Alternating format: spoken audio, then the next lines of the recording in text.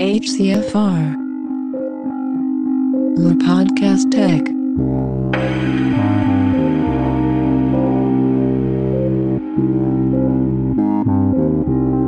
We know the air is unfit to breathe, the food is unfit to eat. Salut les amis, je suis Clément, bienvenue dans cette version 2.3 d'HCFR, le podcast tech. Cette émission sera donc dédiée à l'IFA 2015 que DJ a couvert pour HCFR, donc Ludovic alias DJ Daxilo. Salut Ludovic, comment vas-tu? Bonjour, ça va très bien, un peu fatigué mais ça va bien. Pour nous accompagner, nous accueillons également notre cher président de l'association, Stéphane alias Stéfifi. Bonsoir président, comment va sa majesté sérénissime? Ah bah écoute, bonsoir monsieur le secrétaire général, bonsoir à toute l'audience. Ça va très bien, merci. Il y a également Patrice alias Slaric. Bonsoir Patrice. Bonsoir à tous. Et enfin Jeff alias Jaco, notre spécialiste image, pour terminer cette Dream Team. Bonsoir Jeff. Bonsoir à tous. Alors au programme de cette émission, nous allons consacrer une première partie aux annonces marquantes de cette édition 2015. Puis nous nous attarderons un peu plus sur le Blu-ray UHD, éternelle arlésienne, avant de terminer sur une partie high-tech fourre-tout. Allez, c'est parti. Commençons tout de suite avec les annonces marquantes des différents constructeurs, notamment en vidéoprojection où les annonces ont été relativement nombreuses. Chez JVC, c'est le renouvellement complet de la gamme qui a été présenté, tout comme chez Sony. Du coup, Ludo, je vais un petit peu te laisser parler de JVC. En fait, on a été très étonnés de rencontrer JVC parce qu'en fait, habituellement, ils gardent tous leurs modèles pour le CEDIA. Donc, chose exceptionnelle cette année, non seulement ils avaient des produits, mais en plus, ils avaient fait une belle salle de démo, ce qui est peu commun pour la marque. Et ce qui est plutôt encourageant, puisque ça veut dire que, contrairement aux années précédentes où ils avaient un peu des difficultés à sortir leurs projecteurs, cette année-ci, ils avaient déjà un projecteur abouti à présenter au public. Et on a eu l'occasion de voir donc leur nouveau X5000. Ok, alors il donne quoi ce projecteur? Donc c'est un projecteur avec une matrice Full HD. Oui, c'est une matrice Full HD avec leur système eShift, donc c'est génération 4 si je ne dis pas de bêtises, qui permet de simuler une matrice 4K. À savoir qu'en entrée, grosso modo, vu que c'est du HDMI 2.1 full spec, on peut grosso modo lui envoyer n'importe quel signal, il va l'accepter sans broncher. Et on a eu droit en fait à deux démos. D'une part, une source 4K qui, pour la blague, était un serveur 4K donc sur disque dur de chez Sony, prêté directement par Sony. Et d'autre part, une source Blu-ray qui en l'occurrence était un lecteur Denon, qui était interfacé via un ampli Denon. Tous les deux traités par le tweaker allemand Cinemic. On va la faire très courte. Grosso modo, ce projecteur est vraiment bien né. On a des images très contrastées, de très belles couleurs. Alors évidemment, si on veut chipoter pour la partie par exemple Motion Flow, chez JVC, forcément, ils sont un petit peu moins bons que chez Sony. Pour la 4K, très honnêtement, pour une matrice où fondamentalement on utilise un petit système pour tricher, ça marche plutôt pas mal, et il faut dire ce qui est. Mais bon, on n'atteint pas non plus le piqué d'une vraie matrice 4K, même si les objectifs, par exemple chez Sony, sur le 300 ou 500 à l'époque, ne sont pas à 100% capables de vraiment laisser passer toute la qualité de la matrice 4K.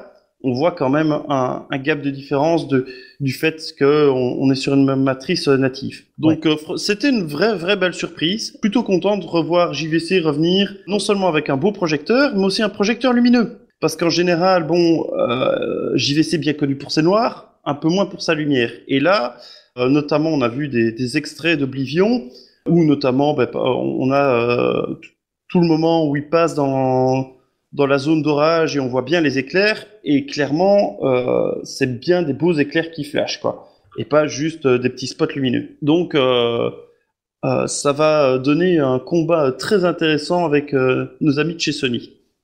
Ouais. Donc là, JVC, le 5000, c'est le milieu de gamme, on peut appeler ça comme ça, puisqu'après il y a le 9000, je crois, au-dessus. Non, c'est le bas de gamme. C'est l'entrée de gamme. Ah oui, d'accord. Enfin, l'entrée de gamme avec déjà un certain ticket d'entrée. Hein. Donc il y a 5000, 7000 et 9000. Ok.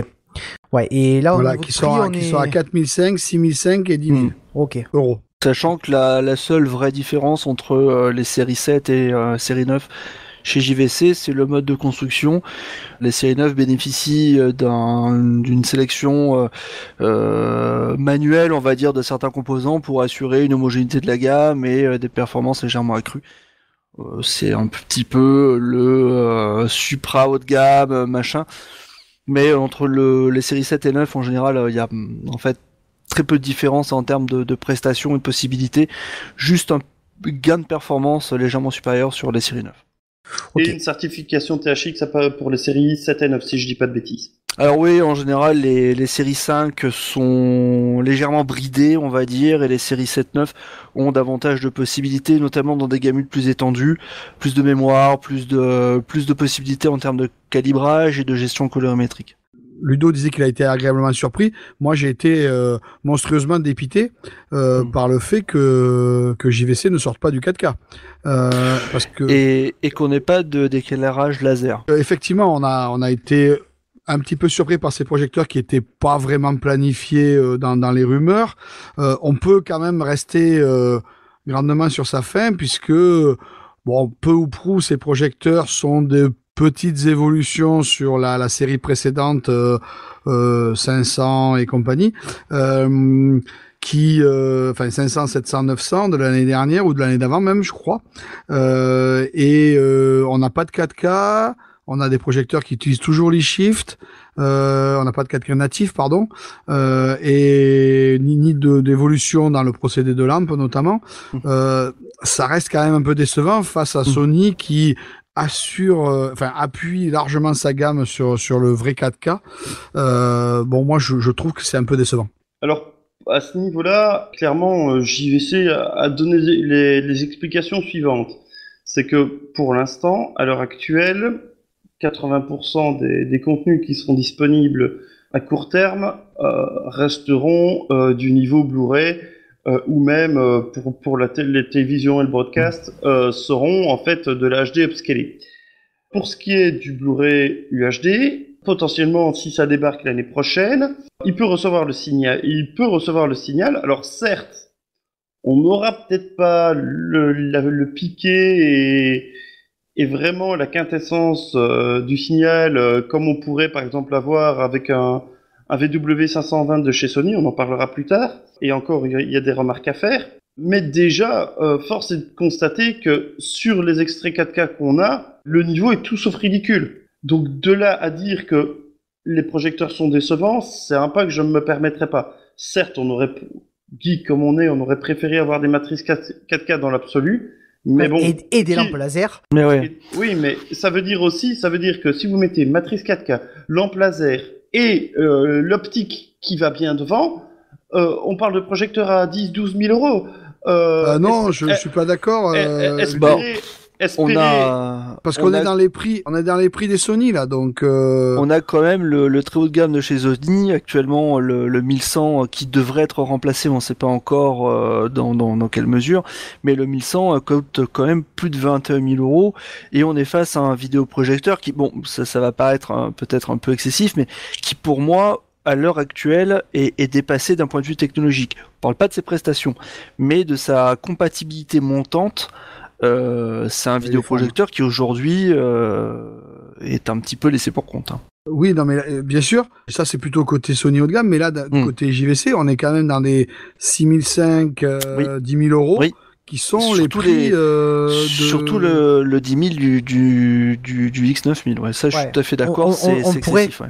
On pourrait quand même être en attente d'un produit qui, parce que bon, Epson a quand même sorti des projecteurs, un projecteur laser. Oui, bon. Tout à fait. Donc ça, on sait que ça marche en home cinéma. Et qui coûte 7500 aujourd'hui et qui coûtait 7000 à sa sortie. Il y a une matrice Full HD, mais bon, voilà. On sait que Sony produit maintenant depuis 4 ans même, je crois. Oui, matrice laser. Matrice Full HD, excuse-moi de couper Clément, Full HD, mais avec l'équivalent d'un e-shift, je crois. Oui. Ouais. D'accord. Et bon, il y a chez JVC une gamme professionnelle aux États-Unis qui exploite le laser comme source lumineuse. Voilà. Donc c'est une technologie qu'ils connaissent. La question se pose parce que il sortirait un produit comme ça, qui est en quelque sorte le produit ultime, quoi, hein, un peu comme les téléviseurs OLED, voilà. Alors pour la télévision, ça se vendrait. Ça se vendrait. Oui, ça se vendrait en petite quantité, mais ça justifierait peut-être pas l'investissement nécessaire pour créer un produit Pour la conception, singulier ouais. dans la gamme. Voilà, parce que bon, par contre, il y a quand même un élément qui est assez important parce qu'on parle pas mal du 4K et des impératifs du 4K. Aujourd'hui, les impératifs du 4K sont établis puisqu'on sait qu'on va aller vers un gamut, donc un espace colorimétrique étendu qui sera indexé sur le Rec 2020, qui est un espace colorimétrique qui dépasse le DCI 3P. Le DCI 3P, pour rappel, c'est l'espace colorimétrique qui est retenu actuellement en projection cinéma professionnelle, et on parle de HDR. Alors que aujourd'hui, pour faire du Rec 2020 ou se rapprocher du Rec 2020 en vidéoprojection, il n'y a que le laser qui peut le faire. En télévision, c'est quasiment la même chose. Le OLED, on est très loin de pouvoir y arriver, et les téléviseurs LED aujourd'hui ne sont même pas capables d'afficher du DCI complet.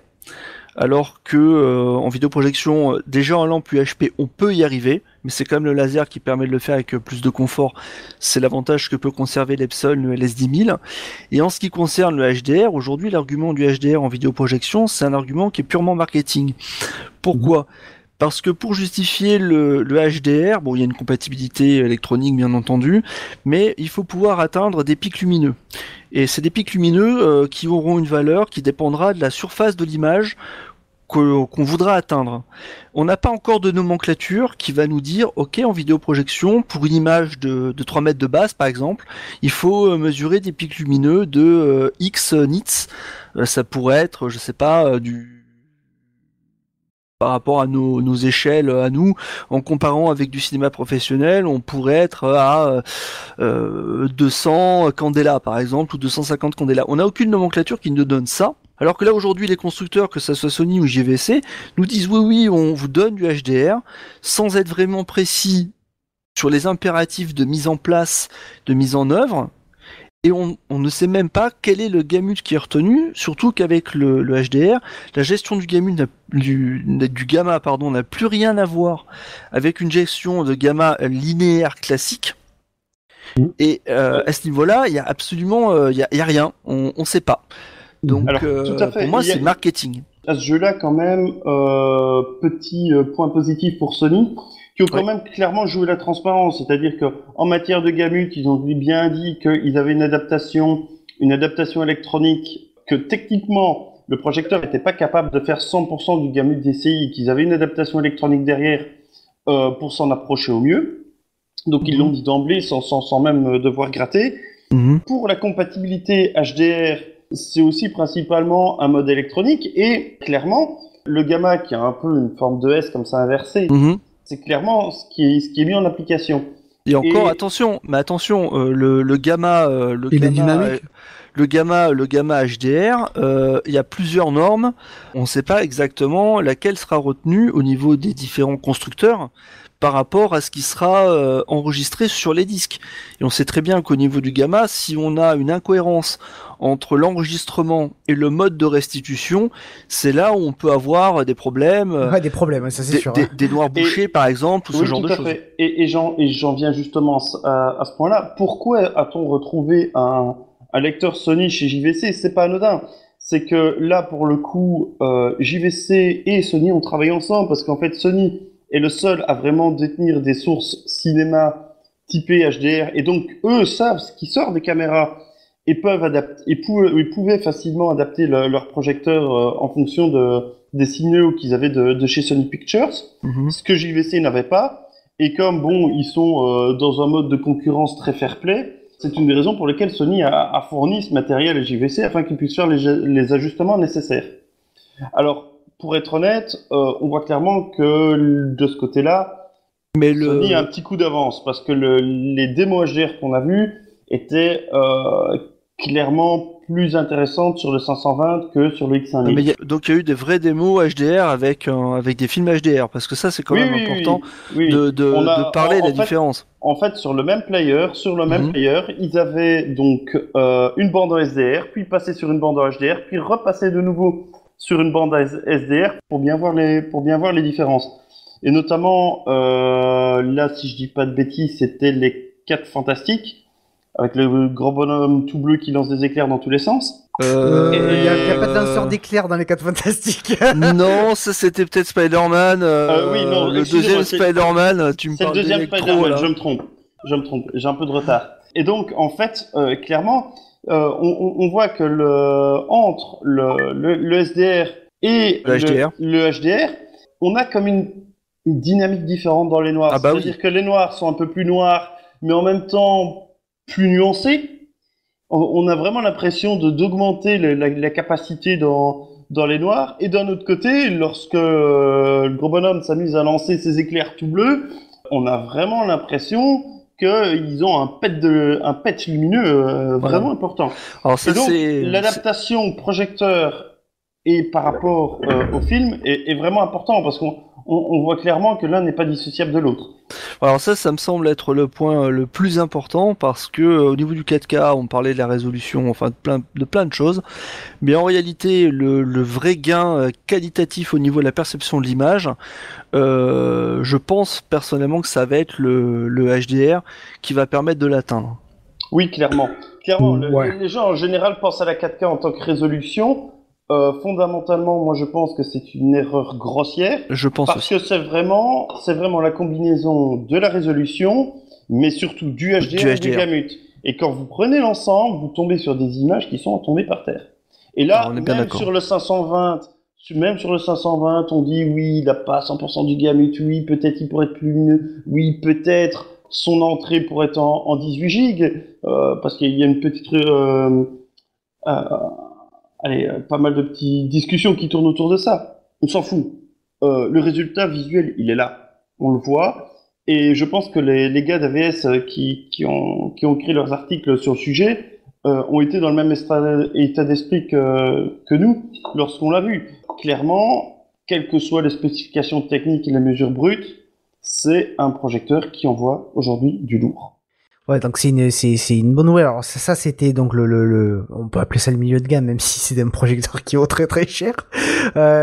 Sony avait aussi présenté le 320 ES qui est l'évolution du 300, qui reprend une partie des caractéristiques du 520, Ludo, je crois. Non, en fait, le 320, c'est exactement le même que le 300, sauf qu'il y a un changement de lampe pour augmenter sa durée de vie. Mais techniquement parlant, c'est exactement la même chose. Donc, C'est la autant même dire que c'est un pur reboot. Le soft, l'électronique, rien n'a changé. Par contre, il y a beaucoup de choses à dire sur le 65 chez eux. Ouais. Donc qui là par contre est un projecteur Full HD. Oui, en fait, grosso modo, le seul truc qui reste plus ou moins similaire dedans, c'est la coque. Pour le reste, ils ont revu une partie de la mécanique, ils ont revu aussi l'électronique. En fait, ils l'ont Mais pas ça c'est en revu. comparaison du 55 en fait. En comparaison du 55, bien Ouais. sûr, on compare des pommes avec des pommes.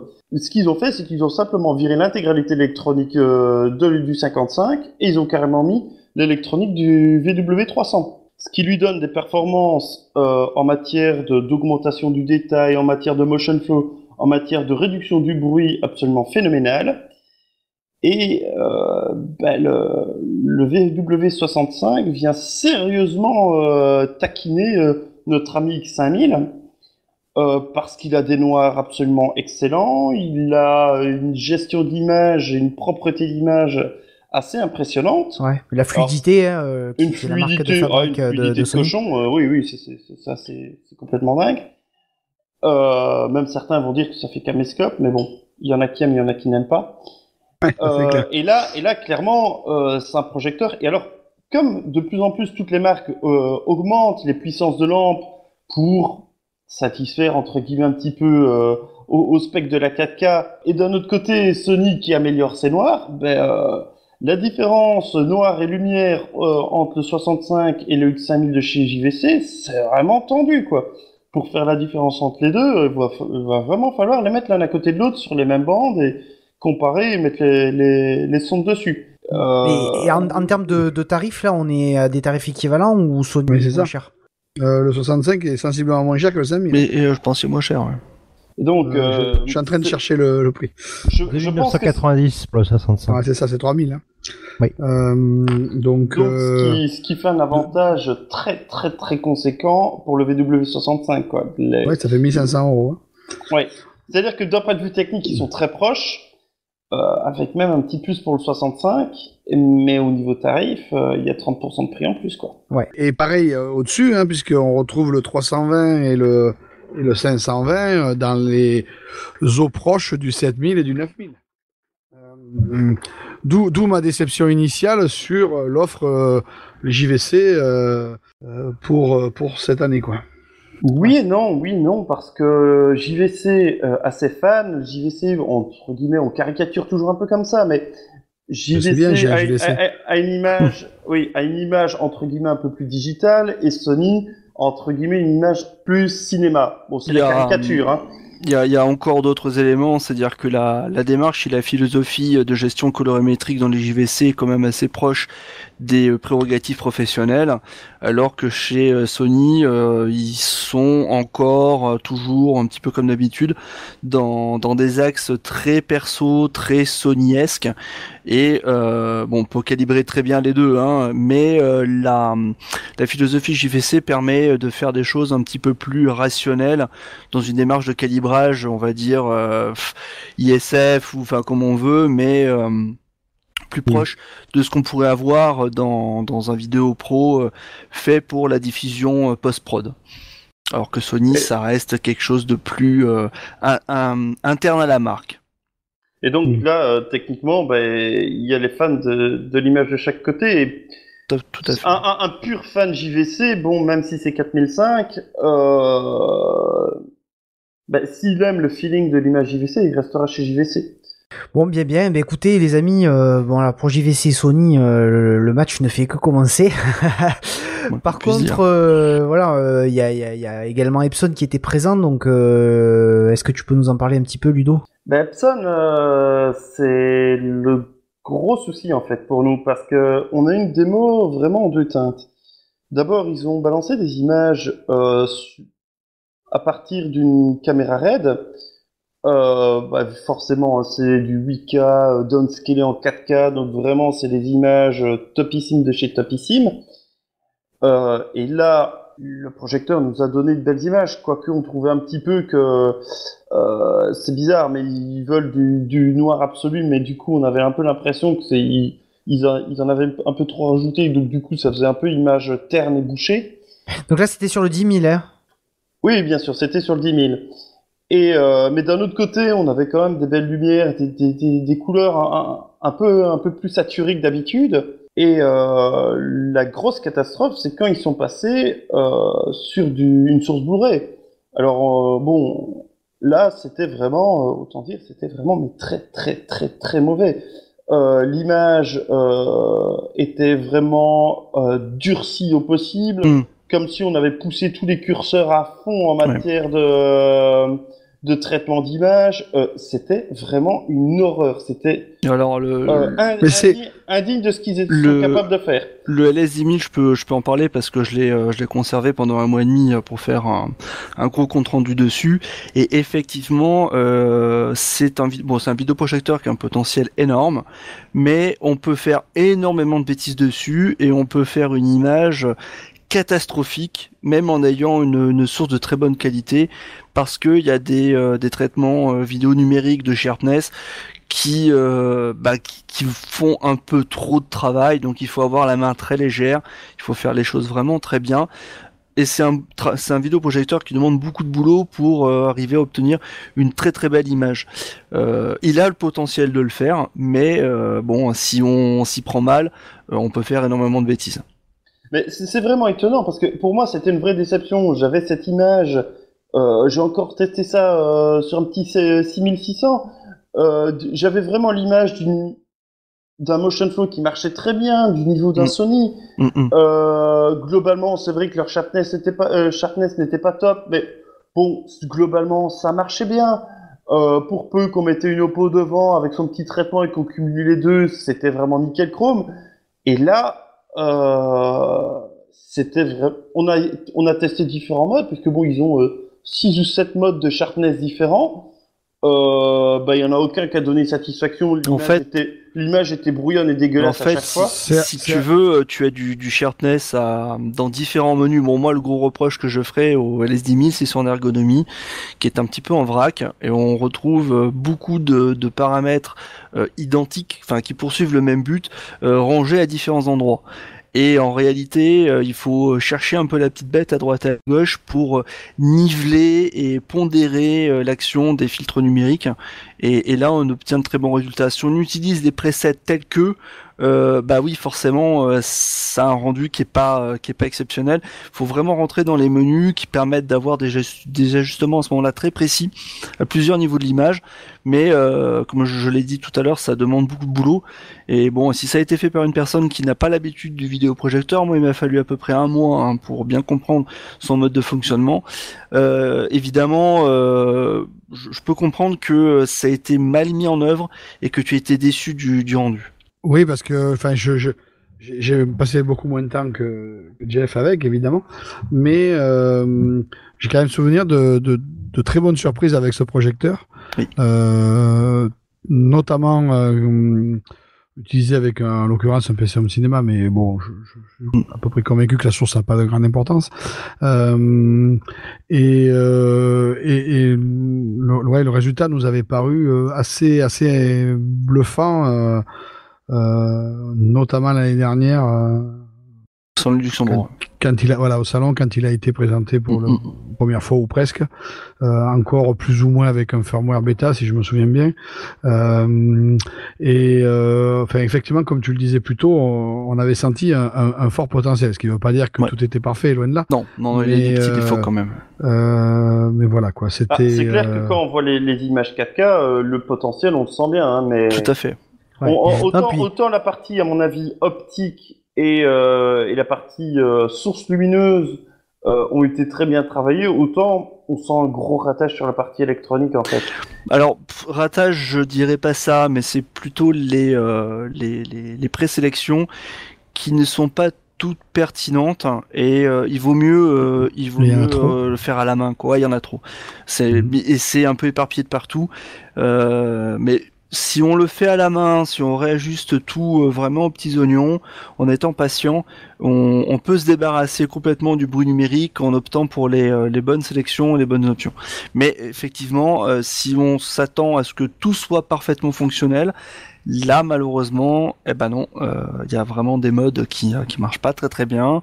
Il y a des combinaisons de modes qui sont plutôt catastrophique, et il y a des petites erreurs de jeunesse, de conception, mais dans l'ensemble, on a quand même un produit qui est assez homogène en termes de colorimétrie, qui permet d'obtenir un gamut qui va au-delà du gamut Adobe. Donc on est dans un gamut Rec 2020 partiel, on couvre largement le DCI 3P, donc ce qui permet de faire un calibrage DCI mais vraiment aux petits oignons. C'est d'ailleurs le projet que j'ai eu entre les mains qui permet de faire le calibrage DCI le plus précis, avec au final une moyenne de delta E la plus basse. Et même en 3D, on arrive à faire un calibrage DCI encore plus précis et plus performant qu'en Rec 709. Donc bon. Ouais. C'est-à-dire qu'il faut quand même saluer Epson, qui quand même s'est lancé dans la course des projecteurs laser en premier. Double laser. Important de le signaler parce que c'est le seul projet du marché dans cette gamme de prix qui le propose, et je suis personnellement convaincu que c'est le mode d'exploitation du laser qui est vraiment pertinent. Ouais, donc voilà, en tout cas un produit une technologie qui à l'avenir, c'est sûr, sera utilisée dans la vidéoprojection. C'est à souhaiter. Ouais. Peut-être d'un mot, Ludo, tu peux nous parler des vidéoprojecteurs à courte focale, parce que il y a eu quand même quelques produits intéressants qui ont été présentés. Je crois chez LG et Sony. Alors, nous, on en a vu 3, pour être exact. 2 chez Sony et 1 chez LG. Chez Sony, il y a le tout gros qui est en fait un 4K laser qui permet de projeter directement sur un mur, et bon, l'image est assez grande. Bon, alors certes, la démo technologique est intéressante.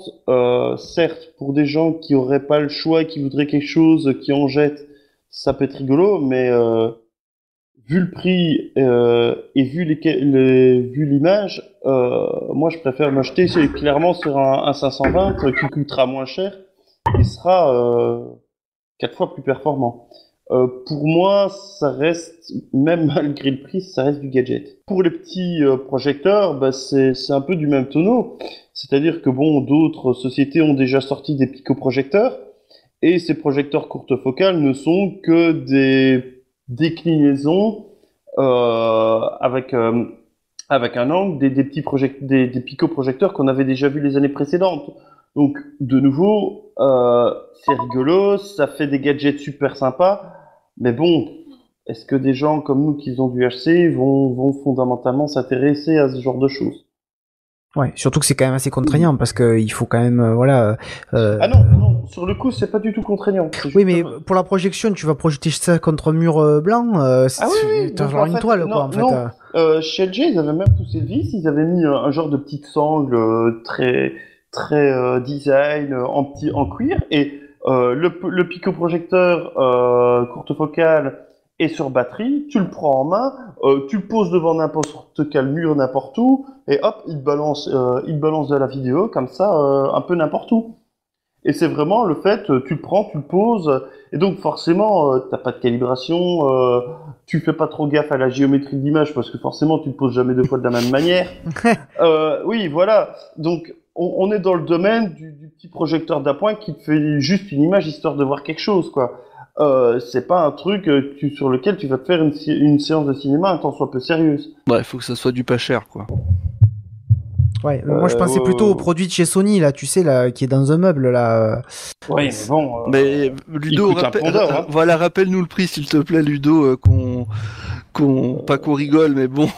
Je l'ai pas de mémoire, mais je pense qu'on dépasse allègrement les 10 000 euros, hein. Moi, je me souviens d'un prix qui va au-delà des 30 000. Mais bon, Oui, c'est ça, je peux 35, me tromper, hein. Je peux 34, me tromper, hein. 35. Oui, non, mais ça, enfin, c'est. Ouais. S'ils Voilà, en c'est vendent deux en compris, quoi. France, ils seront contents, hein, je pense. Bah, s'ils en vendent tout court, parce que c'est quand même un concept assez particulier. Et si en plus toi tu l'as vu tourner et que tu as constaté un rendu qualitatif assez moyen. Là, je pense que finalement, tu achètes une télé au même prix et qui va faire la même taille d'image, mais tu auras une image de bonne qualité. C'est, je pense, un pari technologique, mais une finalité en soi, moi, je sais pas. En tout cas, les projos à très courte focale, ça existe depuis très longtemps. Parce que le premier que j'avais vu tourner, c'était un NEC et c'était dédié pour les applications bureautiques. Et le rendu a toujours été on va dire dégueulasse, quoi. Même en projection informatique, c'était pas le top. J'ai du mal à imaginer ce que ça peut rendre en home cinéma, même sur un produit très cher. Après, sur des produits peu coûteux, gadgets, pourquoi pas, on s'amuse. Mais pour faire une vidéoprojection sérieuse, la focale courte, d'un point de vue technique, je vois pas comment ça peut marcher. À part les jeux miroirs, mais sinon. Oui, bah, enfin, moi, je dois te dire, enfin, pour l'avoir vu, le Sony dont on parle, Ouais. c'était au CES, il va y avoir 2 ans, enfin, ou presque, 19 mois. Moi, justement, été assez agréablement surpris par la géométrie de l'image et puis les artefacts qui étaient quand même très réduits. Je dis pas qu'il n'y en avait pas, mais c'était assez bluffant sur ce point de vue. Par contre, effectivement, la qualité colorimétrique et des densités lumineuses était très discutable. Et évidemment, ne parlons même pas du prix. Ouais, le prix, voilà. Donc effectivement, après, je pense quand même que c'est le type de produit qui pourrait avoir son intérêt pour des gens qui ne veulent pas justement avoir une grande télé de 2 mètres accrochée au mur et qui veulent avoir et qui peuvent être intéressés par un meuble qui contient un projecteur courte focale. Bon, évidemment, il faut que ça reste cohérent. Enfin, enfin, moi, je l'ai plus pris comme un exercice de style que. Ouais, je pense que c'est surtout ça. Que pour un produit. Voilà. Ouais. Et d'ailleurs, systématiquement, Sony le présente dans une mise en scène de ce qu'ils appellent le smart home, où le petit picoprojecteur est mis au-dessus de votre table de cuisine, il peut interagir avec les légumes qui sont dessus, ou bien avec votre téléphone et transférer les photos dynamiquement les photos de votre téléphone vers le picoprojecteur et toutes des petites choses rigolotes comme ça. Mais c'est vraiment de l'ordre de l'exercice de style. Ok, bon, voilà, je crois qu'on a fait le tour à peu près de la vidéoprojection. Peut-être deux mots, Ludo, tu pourrais nous parler un petit peu des téléviseurs. Alors, on va pas faire le tour parce qu'il y a trop de références, etc., etc. Ça, on vous conseille d'aller faire un tour sur le forum dédié aux téléviseurs 4K. Mais peut-être nous donner 3-4 de tes coups de cœur. Enfin, en tout cas, des produits qui t'ont marqué chez LG, par exemple avec de l'OLED ou chez d'autres. Honnêtement, Bah oui, en fait, pour ça, hein. je vais pas donner 3-4 coups de cœur, je vais donner 3-4 flops. Fondamentalement, allez, je vais parler de Sony, Samsung et LG qui sont entre guillemets, les plus emblématiques à ce niveau-là. Clairement, le marché de la télé est un marché en récession. Si ils veulent faire un tant soit peu de fric, ils sont obligés de viser exclusivement le haut de gamme. Et on le voit chez les 3 constructeurs. Aucun de ces constructeurs n'a présenté des TV, je dirais, ne fût-ce que soit bas de gamme, enfin entrée de gamme ou milieu de gamme. C'est exclusivement des télés à plus de 2000 euros. Alors chez LG, ben forcément c'est de l'OLED, donc faire en dessous de 2000 euros c'est un peu difficile. Alors forcément, systématiquement, l'OLED nous met une claque, etc. Oui, c'est magnifique, mais bon, c'est pas tout le monde qui sait se le payer. Chez Sony, c'est la même chose, mais toujours avec leur dalle LCD, avec toujours cette image, comme disait tantôt Jaco, très très Sony, qui est a priori très plaisante. Et chez Samsung, c'est la foire à la saturation. Alors eux, on fait du noir, on vous met des trucs ultra claquants, on met les nanocristaux qui permettent de faire des lumières dans le HDR, etc. Oui, bon, enfin, ok, mais tous ces écrans sont vraiment pour un marché de niche.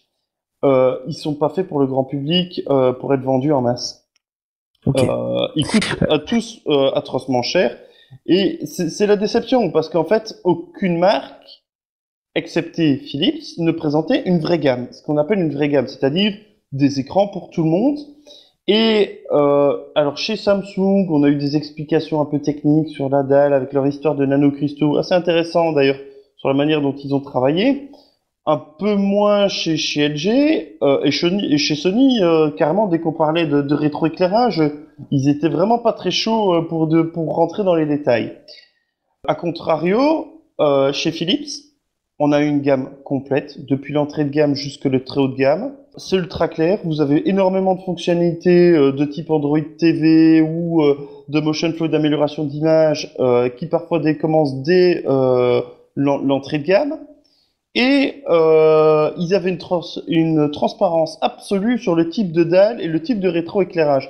Donc je trouve que pour les consommateurs, c'est vraiment bien du côté de chez Philips d'avoir fait cet effort de transparence et d'expliquer correctement les choses aux gens.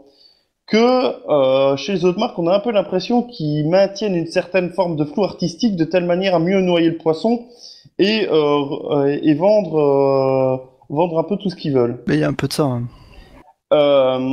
Et typiquement chez Philips, l'année passée, les journalistes leur avaient fait des remarques sur leur fameux Ambilight, un prototype avec des picoprojecteurs.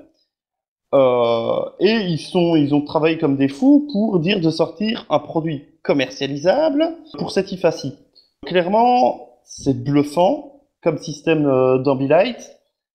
On était même à la limite de se dire que c'était même peut-être trop bien et que indirectement ça pourrait un petit peu détourner notre œil de l'image principale et que ça en deviendrait peut-être un petit peu dérangeant dans le sens où ça marche trop bien.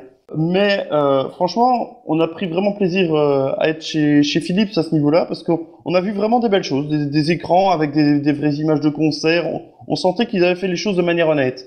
Et ça, chez les autres, c'était peut-être pas aussi clair. Puis il y a aussi l'écran OLED de chez Panasonic, je crois, qui t'a quand même un petit peu marqué en termes de qualité, même si c'est un écran qui doit coûter extrêmement cher également.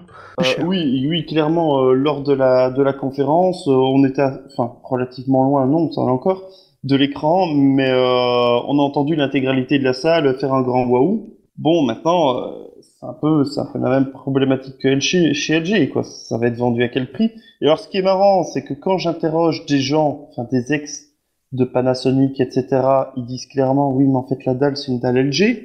Bien On sûr. m'avait déjà dit dans le passé.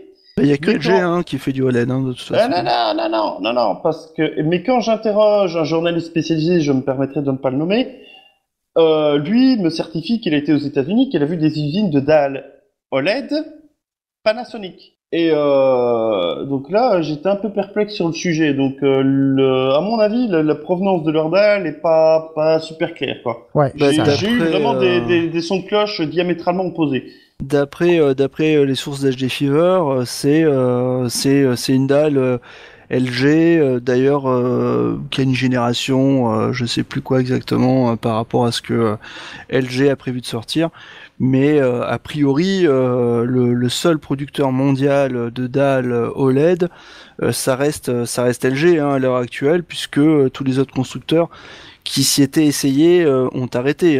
Sony, qui était sur des petites tailles, et Samsung. Ouais. Bah, clairement, le son de cloche qu'on a chez tout le monde, c'est bien. Pour de la Full HD, c'est bien.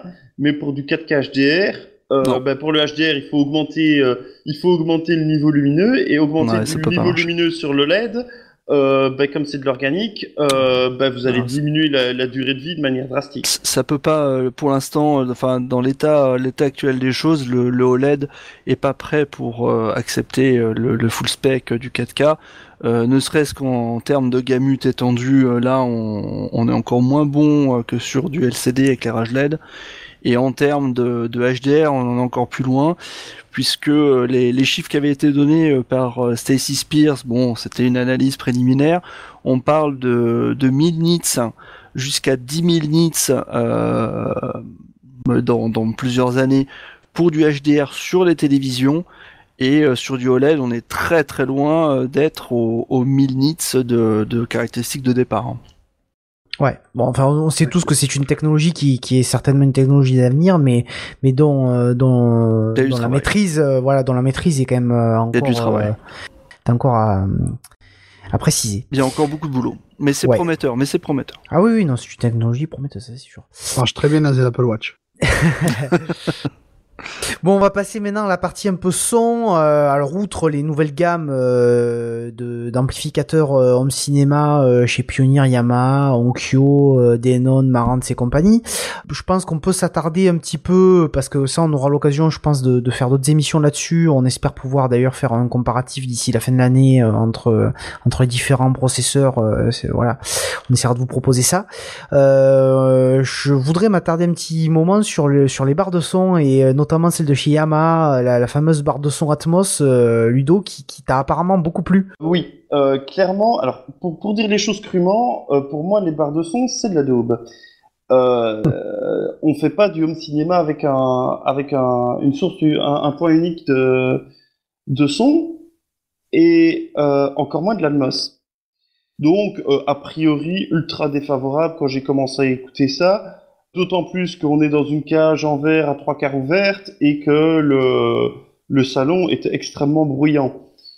Et ça a été la claque. Moins de 20 secondes après, on avait la mâchoire décrochée. D'autant plus qu'en fait, on sortait d'une démo Atmos faite par Onkyo, où on avait d'une part les petits haut-parleurs comme au-dessus des colonnes et les enceintes directement encastrées au plafond pour pouvoir sentir les différences entre ces deux technologies. Et donc, passer directement après sur la barre de son Yamaha, on s'est dit, oh, alors certes, on n'arrive pas au même niveau que si on a des enceintes placées partout, mais le niveau de réalisme est quand même sidérant. D'autant plus que si on prend en compte le fait que cette barre, du haut de ses 2000 €, alors certains diront que 2000 € c'est beaucoup, oui et non, parce que fondamentalement, là-dedans, vous avez tout. Vous avez l'ampli, vous avez les enceintes, vous avez les décodeurs, vous avez le caisson. Donc, grosso modo, à 2000 €, vous posez, vous branchez votre télé, votre source, vous lancez la calibration, et 10 minutes après, vous avez un système Atmos complet fonctionnel. Donc, la prouesse est vraiment assez exceptionnelle. Ouais, c'est sûr que pour des gens qui n'ont pas nécessairement la place, voilà, comme on en avait déjà parlé, hein, qui n'ont pas nécessairement la place chez eux d'installer tout un système multi-enceinte, enfin pour placer La place les compagnies, ouais. ou l'envie, hein, puisque Ou la l'envie, capacité d'installer. Là, Ouais. Par C'est-à-dire contre, que- Ludo, tu parlais d'une cage en verre. Tu pourras dire un peu plus sur les conditions de démonstration? En fait, ils avaient simulé des murs. En fait, ils avaient mis des panneaux transparents, mais c'était assez défavorable parce que typiquement, la barre de son doit utiliser des surfaces réfléchissantes. Tout à fait. Or, grosso modo, vous aviez donc de chaque côté de la barre de son une zone morte pour que les gens puissent rentrer et sortir de la salle. Vous aviez un panneau de verre plus ou moins sur vos côtés. Et vous aviez encore une grosse ouverture derrière vous.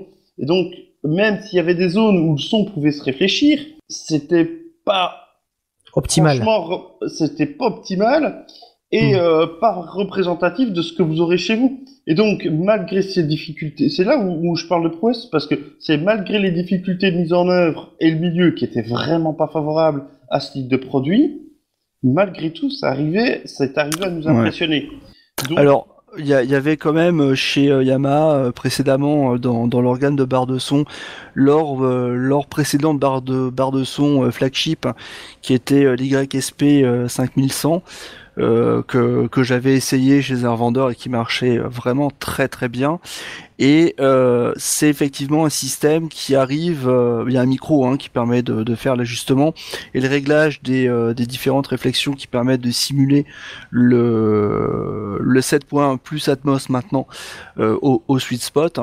Et c'est vrai que c'est une technologie qui marche très très bien. Et ce que tu dis me rassure beaucoup parce que pendant des années il n'y a pas eu de remplacement à l'YSP 5100. Et c'était bien dommage. Et toutes les barres de son qu'on voyait chez Yamaha, pourtant en hauteur de gamme, c'était pas folichon par rapport à ce qu'ils avaient proposé avant. Et là, c'est apparemment un grand retour sur la vraie barre de son hyper performante qui arrive vraiment à simuler un home cinéma. Évidemment, elle est un petit peu plus chère que les autres, mais ça, je pense que c'est un peu normal, quoi. Je rappellerai d'ailleurs les bonnes surprises qu'on avait eues avec la barre de son focale. Bon, certes, pas Atmos, uniquement 5.1, mais avec un rendu cinéma très réaliste, pour peu qu'évidemment la pièce soit Si prête. attention. Et entre la focale et la Yamaha, j'avais pu écouter la focale. La focale est extrêmement simplifiée et très loin de ce que la Yamaha ici est capable de faire. Hein. Ouais, on n'est pas du tout sur la même planète. Hein. Bah, On est tout à d'accord, fait, on n'est là, pas dans la même ouais, gamme de prix non plus. Hein. On n'est pas dans la même gamme de prix non plus, quoi. non, C'est 3 fois bon. moins cher. Oui, c'est 1000 euros là. Elle est à 800 focale. euros la barre seule. Elle est à 800 et 400 le caisson. Elle a baissé la focale parce qu'elle Ouais, était ouais. à 999. Tu la trouves aux alentours de 699 euros. Mais seule. c'est le genre de produit qui est capable donc de faire une simulation 5.1, mais qui est totalement tributaire de l'agencement de la salle. Oui, ça c'est sûr. Voilà, alors que La Yamaha, t'as quand même un chez système Yamaha, de calibration. Voilà, on met le micro et la barre de son est capable de s'adapter en fait à ce que le micro lui envoie. L'environnement, ouais. Ouais. Et Bah, ça c'est quand même certains très haut-parleurs fort. sont carrément motorisés. Hein. Forcément. Ouais. C'est obligé. Bon, en tout cas, on essaiera également d'avoir ce produit là en test parce que ça serait intéressant de. Vous allez l'avoir, vous inquiétez pas. Bon, on passe un petit peu à la partie IFI. Alors même si il y aurait peut-être pas mal de choses à dire, quoique je vais surtout, on va surtout s'attarder avec Technics et sa super platine vinyle de la mort qui tue. Spécial Donc, dédicace à Steph. Ouais. Exactement, donc Steph va nous en parler avec passion, puisque apparemment c'est un produit qu'il attendait avec ferveur. Non, c'est surtout l'actualité, je pense. C'est une actualité importante qui est à noter. C'est la puissance industrielle de Panasonic qui réétudie from scratch une platine vinyle avec des technologies au top, puisqu'on parle d'un moteur à entraînement direct. Je dis pas que c'est bien, Je dis juste que c'est plutôt une bonne nouvelle puisqu'on a là sans doute l'occasion de pouvoir s'acheter une platine qui pourra nous durer 30 ans. À titre de comparaison, c'est un peu comme si Barco ou Sony nous proposait un tritube tout neuf, refait avec les technologies de maintenant. Je pense que ça pourrait en titiller certains, même si y a-t-il une grande utilité. Voilà, c'est surtout se dire j'ai une pérennité de lecture de mes vinyles. Pour rappel, les disques vinyles, je crois qu'il y en a plus que des CD, et dans 50 ans, dans 100 ans, dans 300 ans, les disques vinyles seront toujours quelque part, dans des caves ou ailleurs, là où les CD auront probablement oxydé. Donc c'est aussi savoir qu'on pourra continuer de les lire. Voilà. Pourquoi aussi je pense que c'est important, les industriels. Faut savoir que étudier une platine vinyle from scratch, ça coûte horriblement cher. Personne ne sait vraiment le faire. Les produits qu'on trouve aujourd'hui neufs sont très très très éloignés du haut de gamme qu'on trouvait à l'époque. À savoir qu'aujourd'hui, on met un moteur, une courroie, un beau plateau et on vend une platine entre 1000 et 3000 euros en pensant que c'est bien. Non, c'est pas du tout une platine haut de gamme comme on pouvait à l'époque le trouver. Technics, c'est un vrai Panasonic et Technics, c'est un vrai savoir-faire dans les moteurs entraînement direct. Un entraînement direct, c'est un moteur asservi. On a vu des photos de la mécanique, donc ils sont pas du tout en train de faire un coup marketing, ils ont vraiment étudié quelque chose de mécaniquement top, à comparer avec une horlogerie suisse par exemple. La grosse question maintenant, c'est le prix. Il l'appellerait a priori SL 1200 MK7 je crois, donc ça pourrait être une bonne nouvelle puisque pour rappel la lignée des SL 1200 étaient des platines plutôt grand public qui ont beaucoup marché pour les DJ, vendus je crois 600 ou 700 euros quand ils les ont arrêtés. Donc je doute que Panasonic Technics vendent une SL 1200 MK7 5 fois le prix de ce qu'a coûté la dernière génération. Donc quelques indiscrétions la situent à 1000 euros, on verra bien. Mais en tout cas, si c'est une platine qui est vendue dans ces prix-là, c'est quelque chose qui sera... Ça peut faire un best-seller. Ça peut faire un best-seller et c'est quelque chose qui sera d'un point de vue technologique. Après avoir le bras, parce qu'il y a deux choses importantes dans une platine, il y a la mécanique lectrice, la platine en elle-même et puis le bras. Il n'est pas idiot de dire que ce sera peut-être la meilleure platine du marché ou quasiment la meilleure, si ce n'est après qu'il faudra simplement voir la qualité du bras et du reste. Donc voilà, c'est à mon sens un vrai beau clin d'œil pour plein de passionnés et le fait de pérenniser la lecture des vinyles pendant encore de grandes années. Au-delà du débat, est-ce que le vinyle est encore bon, c'est pas là mon propos. Bah, au-delà de la platine vinyle, parce qu'elle était exposée uniquement en statique avec en montrant les différentes parties qui la composaient. Nous, on a pu entendre leur système très haut de gamme avec le tout gros ampli dans lequel ils rentrent en numérique. Qui pour rappel, Ludo avait été présenté à l'IFA de l'année dernière, de souvenir. Ouais, tout à fait. Je crois que Technics a lancé la marque à l'IFA. Oui, tout à fait. Et leur grande colonne, c'est une grande claque, hein. Ça marche. Enfin, c'est fabuleux. Enfin, vous me diriez à ce prix-là, ce serait malheureux si ça marchait pas. Mais c'est vraiment assez impressionnant et le détail qu'ils arrivent à donner au niveau médium aigu dans leur petit concentrique, c'est du costaud. Ouais, il est intéressant de voir quand même que ils font renaître une marque, pas que pour du marketing, mais aussi pour Ah mais là c'est clair. Il suffit de mettre un peu le nez dans l'électronique. Pour celui qui a l'œil un peu aguerri, c'est pas compliqué. On voit tout de suite que la philosophie de construction, c'est allez-y les ingénieurs, lâchez-vous, faites tout ce que vous voulez, vous avez carte blanche. Et on sent clairement que quand ils ont conçu ça, ils ont voulu le faire sans concession et avec absolument aucune considération économique derrière. C'est-à-dire, on fait le top et puis après on verra le prix qu'on le vendra. Et ça se voit. Quand vous voyez l'ampli... Enfin, ça s'entend, quoi. Attention, on fait le top dans les avec composants, quand même, c'est du superlatif à tous les étages, quoi. Ludo, il y a eu un cahier des charges marketing, à mon avis, important. L'électronique, on peut se lâcher... effectivement, cela dit, les enceintes, on reste sur des formats dictés par le marketing, colonnes petites, pas trop grandes, qui rentrent dans un local domestique assez traditionnel. Là où Technics a fait des moniteurs de studio, voire même, je me souviens plus des références, des gamelles beaucoup plus grosses, et c'est peut-être dommage que à mon sens, parce qu'elle coûte très cher. Il y a une concurrence énorme à ce prix-là dans leur colonne, et le porte-drapeau, il est pas forcément évident. Tu trouves sur d'autres marques des produits sensiblement, à mon sens, peut-être mieux pour un prix un peu plus bas. Là où je pense qu'ils auraient dû aller encore plus loin. Tu vois, pourquoi pas aller chercher la gamme. Je me souviens plus de la gamme Berium, le plus haut de gamme de chez Focal, la Utopia ou des choses comme ça. Les Utopia, ouais. Voilà, pourquoi pas. Bon, ils y sont pas allés. Je trouve que c'est peut-être un peu dommage.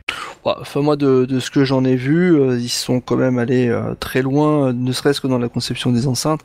Ils sont partis quand même sur un format quand même assez ambitieux quand on parle d'une marque qui se relance dans le marché de la hi-fi haut de gamme. On sait que le plus difficile, surtout, ouais, pour moi c'est un pari, parce que le plus difficile c'est de refaire effectivement des enceintes haut de gamme et d'arriver à les marketer. Si on peut prendre un exemple qui est complètement opposé, Jaco, c'est justement ce que je disais. C'est ça le risque en fait. Ils n'ont pas été chercher. Il fallait pas. Il faut savoir que Technics a dans ses brevets et dans son savoir-faire, ils ont toujours les ingénieurs. Tu sais que les Japonais sont socialement des gens qui restent dans les entreprises ont tendance à les garder. Donc les ingénieurs, ils les avaient. Pour eux, j'ai pas dit qu'ils avaient pas fait un travail exceptionnel. C'est certainement un travail exceptionnel, mais c'est dommage qu'ils n'ont pas fait une gamme d'enceinte supérieure. Il faut un début. De la sphère de Cabas. Il faut un début. Ouais, mais il faut un début. Tu sais, le début d'une belle marque en général, il faut que tu t'en souviennes. Il faut qu'elle fasse un truc marquant, quoi. Un truc très marquant. Pas forcément. Pas forcément. Il faut quand même pouvoir arriver à faire des pénétrations de marché. Et si tu relances une marque en proposant un produit qui est des plus chers, on va dire, totalement inabordable, tu arriveras pas à le vendre. C'est pas dit, parce que regarde le pari de Focal, hein. C'est exactement ce que dit Clément, je suis pas d'accord. Ils sortent un produit très haut de gamme, mais Focal, ils ont jamais disparu. Ils ont jamais disparu du marché de la Focal. Quand ils ont lancé l'Utopia, ils ont pas commencé avec les grandes Utopias qu'ils font aujourd'hui. Non, c'est vrai. Mais personne pensait qu'ils en vendraient. Ça a été progressif. Mais personne pensait qu'ils vendraient des Utopias. Focal n'aurait jamais vendu les produits Electra très très haut de gamme, etc. sans s'être fait connaître par les Utopias. C'est ce que je suis en train de dire. Les colonnes techniques arrivent sur un segment de marché haut de gamme, très forte concurrence et énorme concurrence. Je sais plus combien elles coûtent, mais je crois qu'elles sont à 15 ou 20 000 euros. Les colonnes techniques, il faudra regarder. Je m'en souviens plus trop. J'ai le prix en face. Ouais, celui-là will cost 15 000 livres sterling la paire. Bref, on est dans cette fourchette, et justement t'es dans la fourchette ou dans le haut de gamme. C'est ce qui se vend. Tu as la plus grosse concurrence. C'est ce qui se vend. Or, mais c'est ce qui se vend. La concurrence d'en face, ça va être toutes des marques qui ont un flagship extraordinaire. Mais c'est ce qui se vend. Mais t'as pas compris, je pense, ma remarque. Tu vas avoir des marques qui sont positionnées sur ce marché-là, mais qui ont aussi un porte-drapeau qui fait rêver. Or, Technics n'a pas ça. Même si ils ont fait une très bonne campagne marketing, ils sont sur un segment de marché qui est hyper concurrentiel. Et en général, donc, tu viens... mais c'est un marché concurrentiel sur lequel tu as un potentiel de vente. Ouais. Si tu fais une paire d'enceintes à 30 000 euros, ça devient tout de suite beaucoup plus difficile à vendre. Tu verras que c'est pas ce que j'ai dit. J'ai pas dit qu'il fallait qu'ils la vendent la paire d'enceintes à 30 000. J'ai dit qu'elle manquait. Je pense qu'il se vend 10 fois plus de Wilson ou d'enceintes. Ouais, absolument. Et encore, je suis pas sûr. Moi, je pense. Encore, je suis pas sûr. Si tu veux, le débat n'était pas technique, le débat était juste de dire revenir sur. C'est comme si une marque arrivait, je sais pas, une marque française de voiture Alpine revient tout de suite avec une voiture de sport à 80 000 euros, là où tu as grosso modo la plus grosse concurrence. Est-ce qu'ils peuvent y arriver, ou est-ce qu'il faut pas qu'ils sortent C'est un problème d'image. Ouais, exactement, mais c'est ça. Bon, on aura l'occasion d'en C'est rediscuter. Ça Oui. sera intéressant à suivre tout ça. Hein. Bon, de Ouais, toute façon, tout à fait, ouais. c'est toujours la Moi, renaissance d'une marque comme ça, d'un Moi- mythe, c'est toujours intéressant. Moi, je leur souhaite de réussir parce que ils ont encore des produits qui sur le marché de l'occasion sont excessivement bien cotés. Donc ça veut dire qu'il y a eu une image à un moment donné qui était forte et qui était ancrée sur des produits de qualité. Et là, ils ont quand même fait une gamme, bon, peut-être qui est pas aussi ambitieuse que ce qu'on aurait pu s'y attendre, mais moi, je trouve qu'ils ont mis déjà la barre très haut. Bon, allez, on va passer à l'univers du casque. Ludo a eu l'occasion d'écouter plusieurs choses, plusieurs nouveautés chez différents grands constructeurs comme Bayer Dynamics, Marshall et Sennheiser, Parrot, etc., etc. Donc, il va nous faire un petit récapitulatif de ce qu'il a marqué.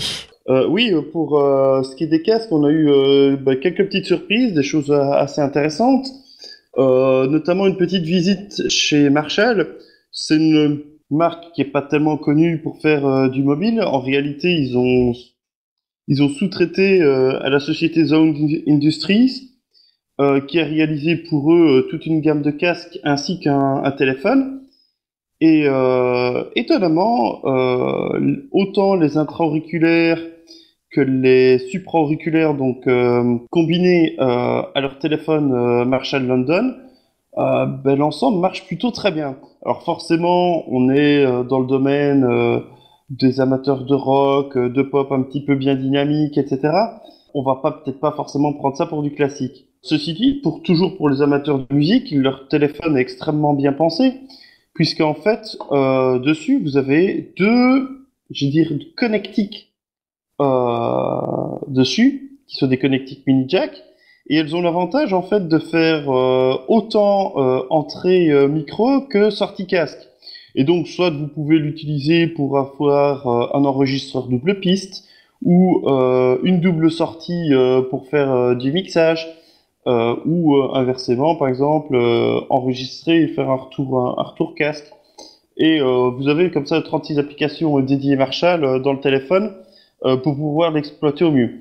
Franchement, pour les amateurs de musique et ceux qui travaillent dans des petits concerts, etc., c'est vraiment un must. Au-delà de ses capacités techniques qui sont très intéressantes, le design est aussi extrêmement réussi. Donc ça, c'était plutôt une bonne surprise. Un petit truc aussi qui était sympa, c'est un nouveau casque chez Sennheiser. Sennheiser, bon, on les connaît principalement pour un son quand même globalement très neutre. Et là, ils nous ont sorti un nouveau casque qui permet en fait d'adapter le niveau de grave. Ce casque, bon, c'est le HD 630 VB si j'ai pas de bêtises. Et du coup, par exemple, si j'écoutais de la musique symphonique, je le remettais toujours sur ce côté très flat pour vraiment avoir quelque chose de très neutre et de très homogène. Et puis dès qu'on passait sur du pop rock, hop, on se prenait un plaisir de donner un coup de molette sur le côté du casque pour avoir quelque chose d'un peu plus péchu. Et ça, je trouve que c'est franchement bien pensé parce que, ça permet vraiment de pouvoir combiner le meilleur des deux mondes. À ce titre, chez JBL, on a des systèmes équivalents qui permettent aussi de faire des petits tweaks rapides du type de sonorité qu'on veut en fonction de la musique qu'on est en train d'écouter. Ça, c'est plutôt, je dirais, la petite nouveauté sympathique au niveau égalisation et adaptation du son. L'autre surprise aussi, c'était principalement au niveau de tout ce qui était noise cancelling. Le premier casque qu'on a écouté qui nous a impressionné à ce niveau-là, c'était le nouveau Parrot Zig 3. Alors là, c'est vraiment impressionnant parce que dès que vous appliquez le noise cancelling, vous avez vraiment l'impression d'avoir une chape de plomb qui vous tombe sur vos oreilles et vous n'entendez plus rien. Et pourtant, c'est pas un circumauriculaire, c'est un supra-auriculaire. Bon, maintenant, sur ce Parrot Zig, c'est un genre de finition croco comme ça un peu spécial avec un tactile. Sur le design, il y a peut-être des gens qui risquent, enfin surtout chez les hommes, qui risquent un peu de bloquer là-dessus. Mais franchement, un très très beau casque et très bien fini. Dans le même ordre d'idées, en noise cancelling, on a eu un petit coup de flash chez JBL avec leur tout dernier casque qui s'appelle le Everest Elite 700, qui fait vraiment penser donc à leur gamme d'enceintes meeting. Et là, grosso modo, ils ont mis tout ce qui était possible et imaginable en technologie. Donc non seulement vous avez du noise cancelling, mais en plus vous avez un système de calibration en fonction de la forme de vos oreilles. Donc ils envoient des impulsions pour savoir un peu le volume d'air qu'il y a entre votre oreille et le haut-parleur pour adapter un petit peu le fonctionnement en fonction de votre oreille. Vous avez une capacité aussi à adapter le noise cancelling, c'est-à-dire que par exemple, vous êtes en ville, vous voulez écouter, vous pouvez réutiliser le micro du noise cancelling pour refaire quand même rentrer un peu de son extérieur dans votre casque. Évidemment, le casque est Bluetooth et le tout pour un son qui marche plutôt très bien et un prix de moins de 300 €. Donc c'est, je pense, le casque très très sympa pour ceux qui aiment bien écouter leur musique en mobilité. Et pour finir, on a aussi toujours chez nos amis chez JBL l'AKG 90Q, qui est un casque haut de gamme, plus typé monitoring, qui a été développé en partenariat avec Quincy Jones. Et là, bon, forcément, c'est 1500 € et tout est en rapport. Hein. On a les mêmes capacités que le JBL Everest. Avec un DAC USB interne au casque, une finition irréprochable, c'est vraiment un très très beau flagship chez AKG. Et puis d'un autre côté, 1500 € de nos jours pour un casque, c'est pas non plus délirant, il y a beaucoup plus cher. Hein. Et pas forcément meilleur. Ouais, c'est un marché qui est en pleine évolution, hein. C'est marrant ça. C'est hein. incroyable. Incroyable. Ouais. Ah oui, Alors, clairement. quelques années. Il y a une pléthore de casques, c'est absolument la folie. D'ailleurs, bon, chez JBL, on n'a pas fait le tour de toutes les références, mais c'est un hall de gare rempli de casques. Ouais, quoi. c'est énorme. C'est la folie. Déjà, énorme. bon, ils ont plusieurs gammes. Hein. Ils ont sous la marque JBL. Il faut savoir que eux, par exemple, ils ont aussi la marque Yourbuds, qui a été développée avec des gens qui, à la base, venaient du monde du sport et qui en avaient marre d'avoir des casques qui leur esquintaient les oreilles et qui ont été vraiment orientés pour les sportifs. Ouais, c'est surtout des intras, je crois. Hein, Oui, c'est surtout des intras. De par la facilité de positionnement dans l'oreille Ouais. et d'isolation. Et de l'autre côté, ils ont AKG, qui a aussi un passif énorme en termes de casque. Énorme. Donc déjà là, ça vous fait des capacités en gamme absolument affolantes. Notamment, par exemple, pour ce qu'on a vu, c'est pour les sportifs ou pour les jeunes qui ont envie de se promener à la cool. C'est des tout petits intra-auriculaires, vous les mettez dans les oreilles, ils sont légers comme tout. Vous avez juste un fil entre les deux intras avec une toute petite pièce sur le fil qui contient la batterie. C'est léger, ça vous donne grosso modo une autonomie suffisante pour la journée et ça prend pas de place quoi. Et ça, par exemple, pour les jeunes, alors en plus ils intègrent des fonctions rigolotes. Par exemple, c'est des casques. Si vous en avez deux, ça fonctionne en Bluetooth. Mais vous savez les pairer ensemble. C'est-à-dire que votre smartphone envoie du son sur le premier, et le premier communique aussi avec le deuxième, et vous savez envoyer du coup du Bluetooth sur plusieurs casques en même temps. Ce qui pour les jeunes est fondamental pour pouvoir partager sa musique. Ouais. Non, c'est vrai que c'est vraiment un marché en plein essor. Enfin, nous on le voit Ouais, en c'est tout un cas, truc de fou. sur HCFR depuis qu'on a ouvert le forum casque. Fait qu'on l'a développé, les discussions ont pas mal augmenté. Ben, on peut faire de l'hi-fi aujourd'hui avec un casque sans se ruiner. Sans se ruiner, ouais. Et le nomadisme aussi permet de faire de la hi-fi à tout moment et en toutes circonstances avec des bons casques, de très bons appareils et même des technologies qui étaient improbables en nomadisme, non pour le casque, aujourd'hui ont des produits qui permettent d'être transportés dans la poche. Là, j'ai testé il y a pas très longtemps un petit ampli casque, mais pour casque électrostatique. Donc aussi capable d'amplifier un casque classique en asymétrique et en symétrique. Et l'électrostatique, quand on sait comment ça fonctionne, il y a quelques années, je pense que les gens de chez Stax, quelqu'un les aurait interpellés en leur disant je vais faire un ampli mobile sur batterie pour vos casques. Je pense qu'ils l'auraient pas pris au sérieux. Et pourtant aujourd'hui ça existe et ça marche en plus de ça.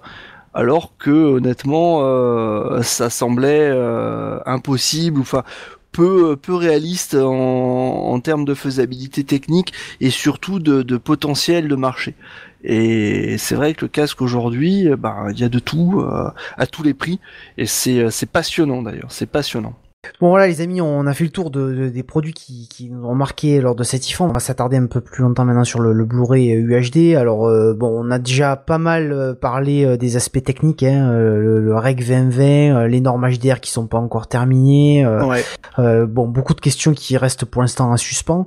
Et en fait, c'est un peu ça la problématique, grosso modo, c'est qu'il y a beaucoup de questions qui restent en suspens. C'est-à-dire qu'on a eu droit à un prototype de lecteur Blu-ray UHD chez Panasonic, qui était en fait une boîte vide. Et puis d'autre part, un lecteur Samsung présenté, mais qui tournait pas vraiment en fait, hein, puisqu'il n'y avait pas de disque Blu-ray. Du coup, quid de la question du Blu-ray, de son avenir. Est-ce que finalement les constructeurs sont réticents? Est-ce qu'il y a vraiment un marché pour ça? Voilà un certain nombre de questions qu'on va essayer d'aborder ce soir. En fait, au niveau du Blu-ray 4K, on a eu deux commentaires. D'un côté, une extrême déception que ça soit pas présenté lors de la conférence Sony. Pourtant, ils avaient sorti des grands moyens, etc. On sentait que l'ambiance était surchauffée, etc. On se dit, là c'est bon, ils vont nous le sortir, et en fait pas du tout. Parce que s'il y a bien une marque dans l'absolu qui pouvait sortir un lecteur Blu-ray 4K, c'était bien eux. Et d'un autre côté, on voit Samsung qui vient comme ça, tout fier, l'air de dire nous on l'a fait.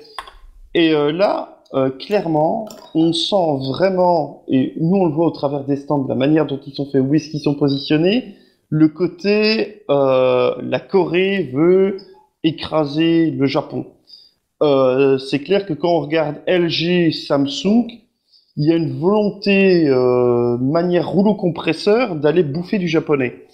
Et là, sur ce coup-là, Samsung a voulu marquer le coup, très clairement, en disant, on sort un truc, les boîtes que vous avez vues partout dans la presse, clairement, c'est des prototypes, parce que derrière la connectique, on a une photo, on doute très fortement que ça soit vraiment une connectique HDMI. Oui.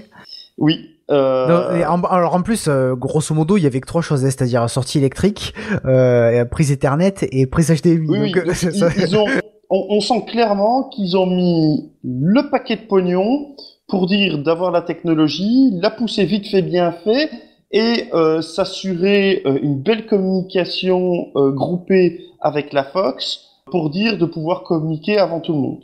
Ouais, mais bon, c'est du marketing, quoi. C'est rien de concret, quoi. C'est du pur marketing. Parce que fondamentalement, les licences Blu-ray, elles sont sorties le 24 août. Donc, mécaniquement, on se disait que les disques, ils pourraient pas les présenter parce que la sortie des licences officielles était beaucoup trop récente.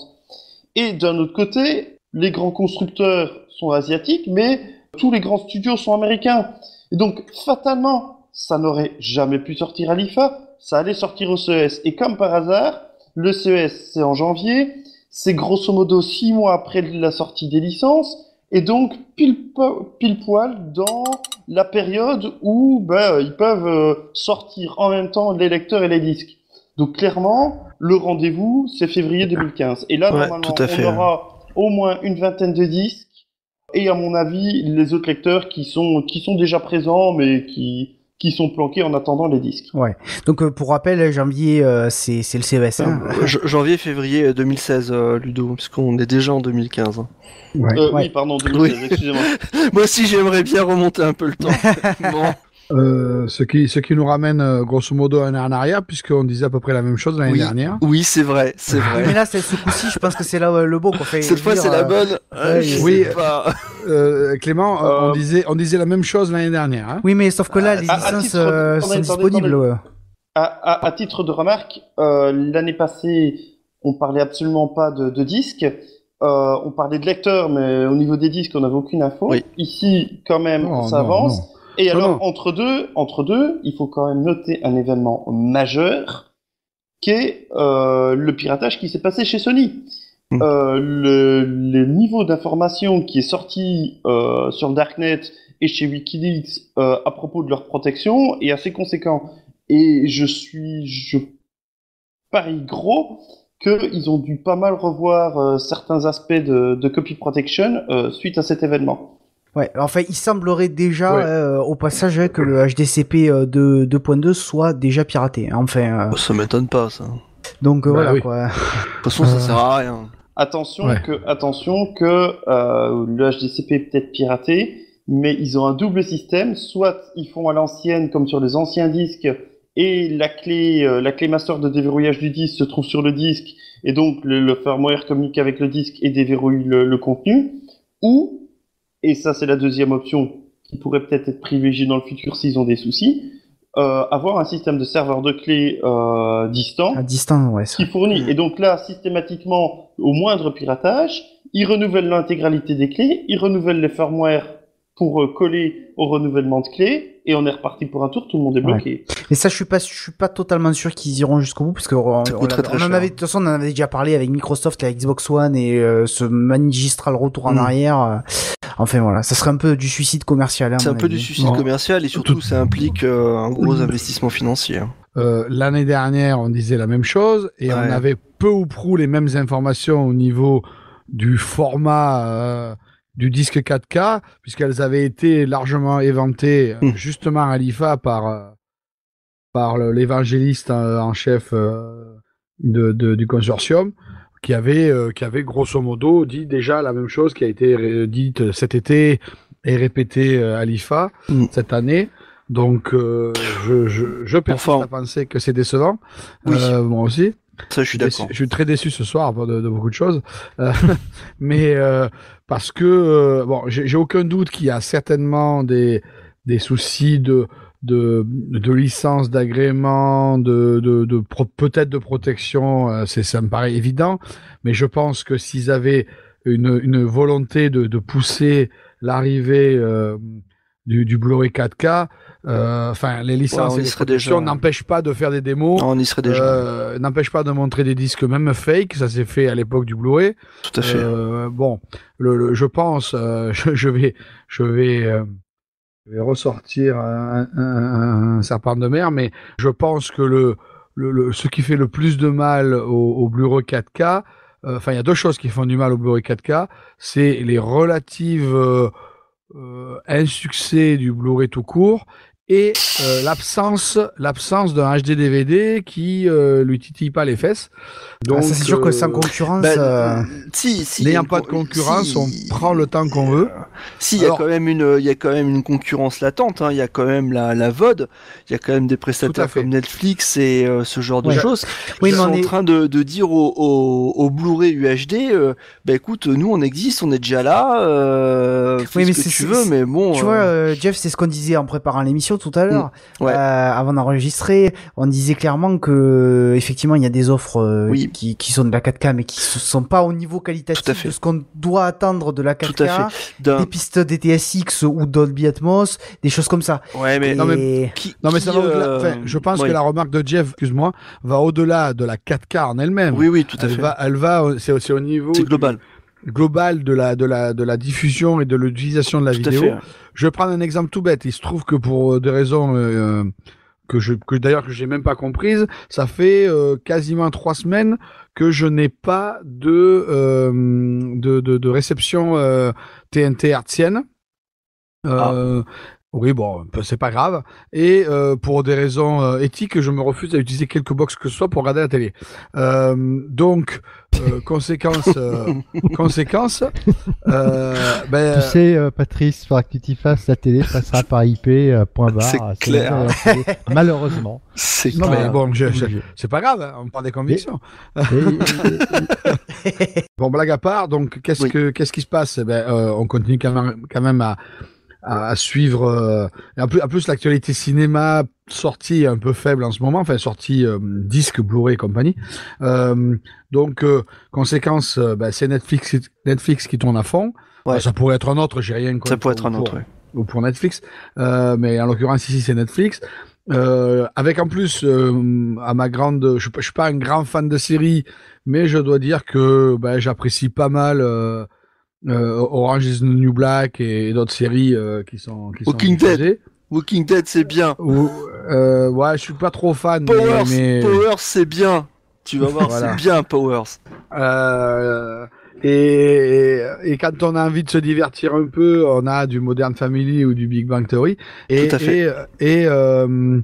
Et voilà, avec en plus de la VF, de la VO, de la Tout à fait. VOST anglais, de la VOST d'origine, qu'on n'a pas, même sur certains Blu-ray, enfin même sur beaucoup de Blu-ray. Tout à fait. Et voilà. Et ça, c'est clair que je pense que c'est le principal problème du Blu-ray 4K.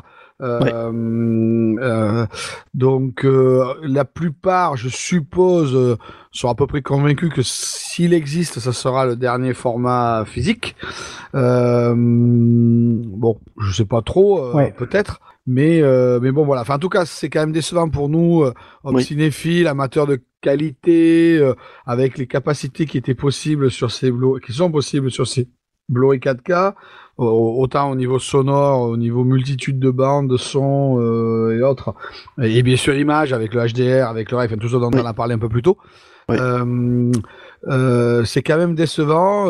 Bon, honnêtement, je doutais fortement qu'il y ait une annonce faite à l'IFA parce que c'est pas un salon où il y a ce genre d'annonce, il n'y en a jamais eu et je pense qu'il n'y en aura jamais parce que c'est un format maîtrisé au Japon et les majors sont américaines et donc ces trucs-là ça sort au CES ou ça sort pas quoi. Tout à fait.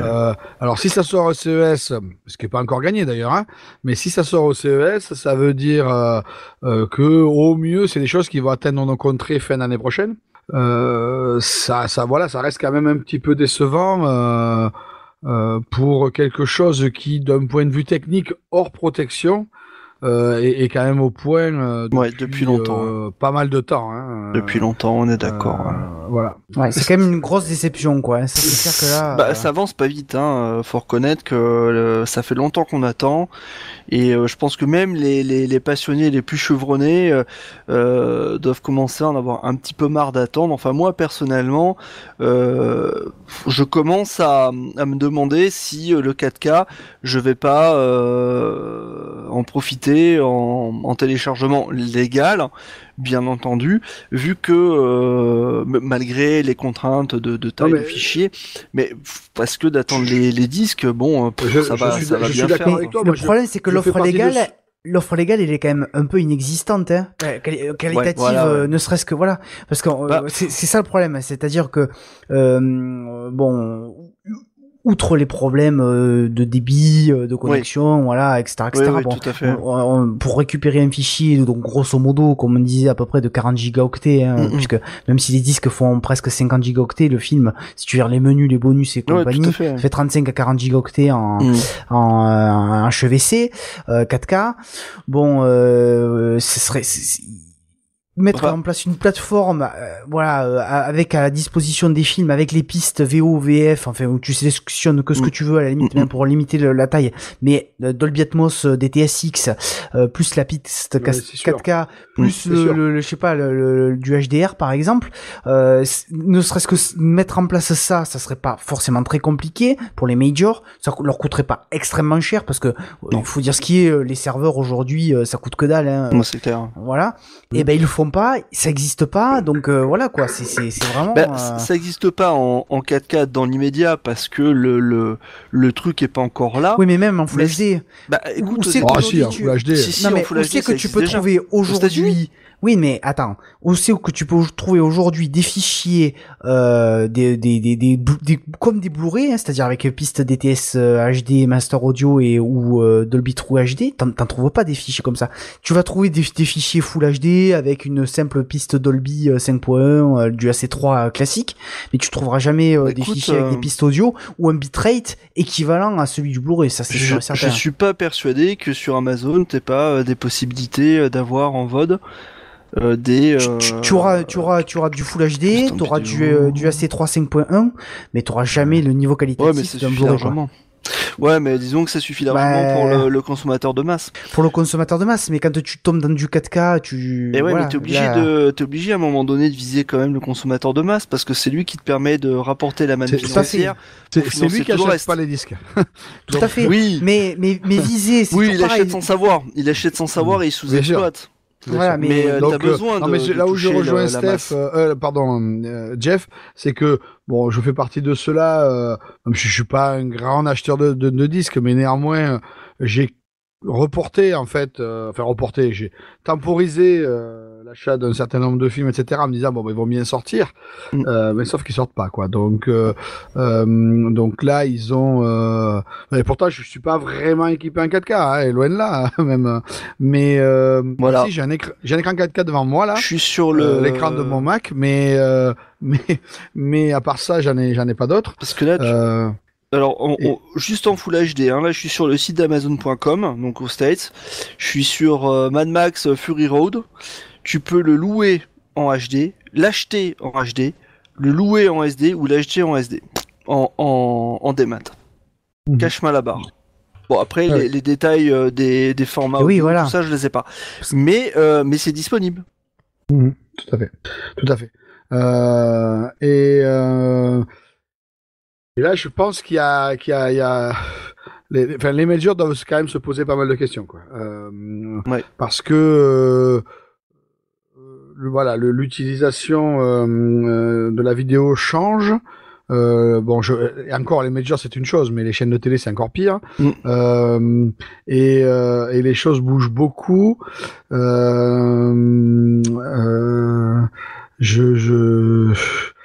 Bon voilà, enfin je souhaite néanmoins que ce Blu-ray 4K sorte, mais j'en suis à la limite de douter. Bon, j'exagère un peu parce que Non, elle va sortir. il va sortir. Il durera Mais, combien de temps Non, mais c'est une c'est-à-dire que question, c'est exactement ce que je disais lors de la démo qu'on avait fait avec Vidéopole et Sony à Paris en avril dernier. C'est qu'à mon avis, ils attendent aussi des systèmes sellers que vont être Star Wars épisode 7, Spectre, le nouveau James Bond, Oui, forcément. des films comme ça qui Bah, t'es obligé, bien pourraient, sûr. voilà, mais qui vont motiver, je pense, les consommateurs à migrer vers de la 4K. Surtout que quand même, il faut dire ce qui est maintenant, les écrans 4K sont disponibles depuis longtemps. Oui. Donc il y a quand même pas mal de consommateurs qui Mais ont attention. déjà des écrans 4K, pas Attention. forcément Pas compatibles forcément avec. compatible. Voilà, et ouais. pas forcément compatibles. Si, Mais ils bon, seront dans la tête forcément des gens, compatibles. dans la tête Oui, des j'imagine gens, bien. si tu veux, voilà quoi. Partiellement. hein. Ben, partiellement, bien sûr, mais ils vont l'être parce que tu imagines le gars qui a un écran 4K, qu'il a payé 2500 euros, qu'il achète je sais pas quoi là, le dernier Oppo 4K qui est pas encore sorti, bien sûr, mais Qui arrivera un jour. qui va arriver un jour, enfin ou autre chose, hein, Panasonic, j'ai pas Ouais. d'action, qui va payer 5 ou 600 euros et son disque, il fait play et il y a rien que s'affiche, ça va pas le faire. Hein. Mais il y aura pas le HDR. Déjà, sur une Non, ancienne mais ça, télé, bien sûr qu'il y aura pas le sûr et HDR. certain, il y aura pas de Ouais. HDR.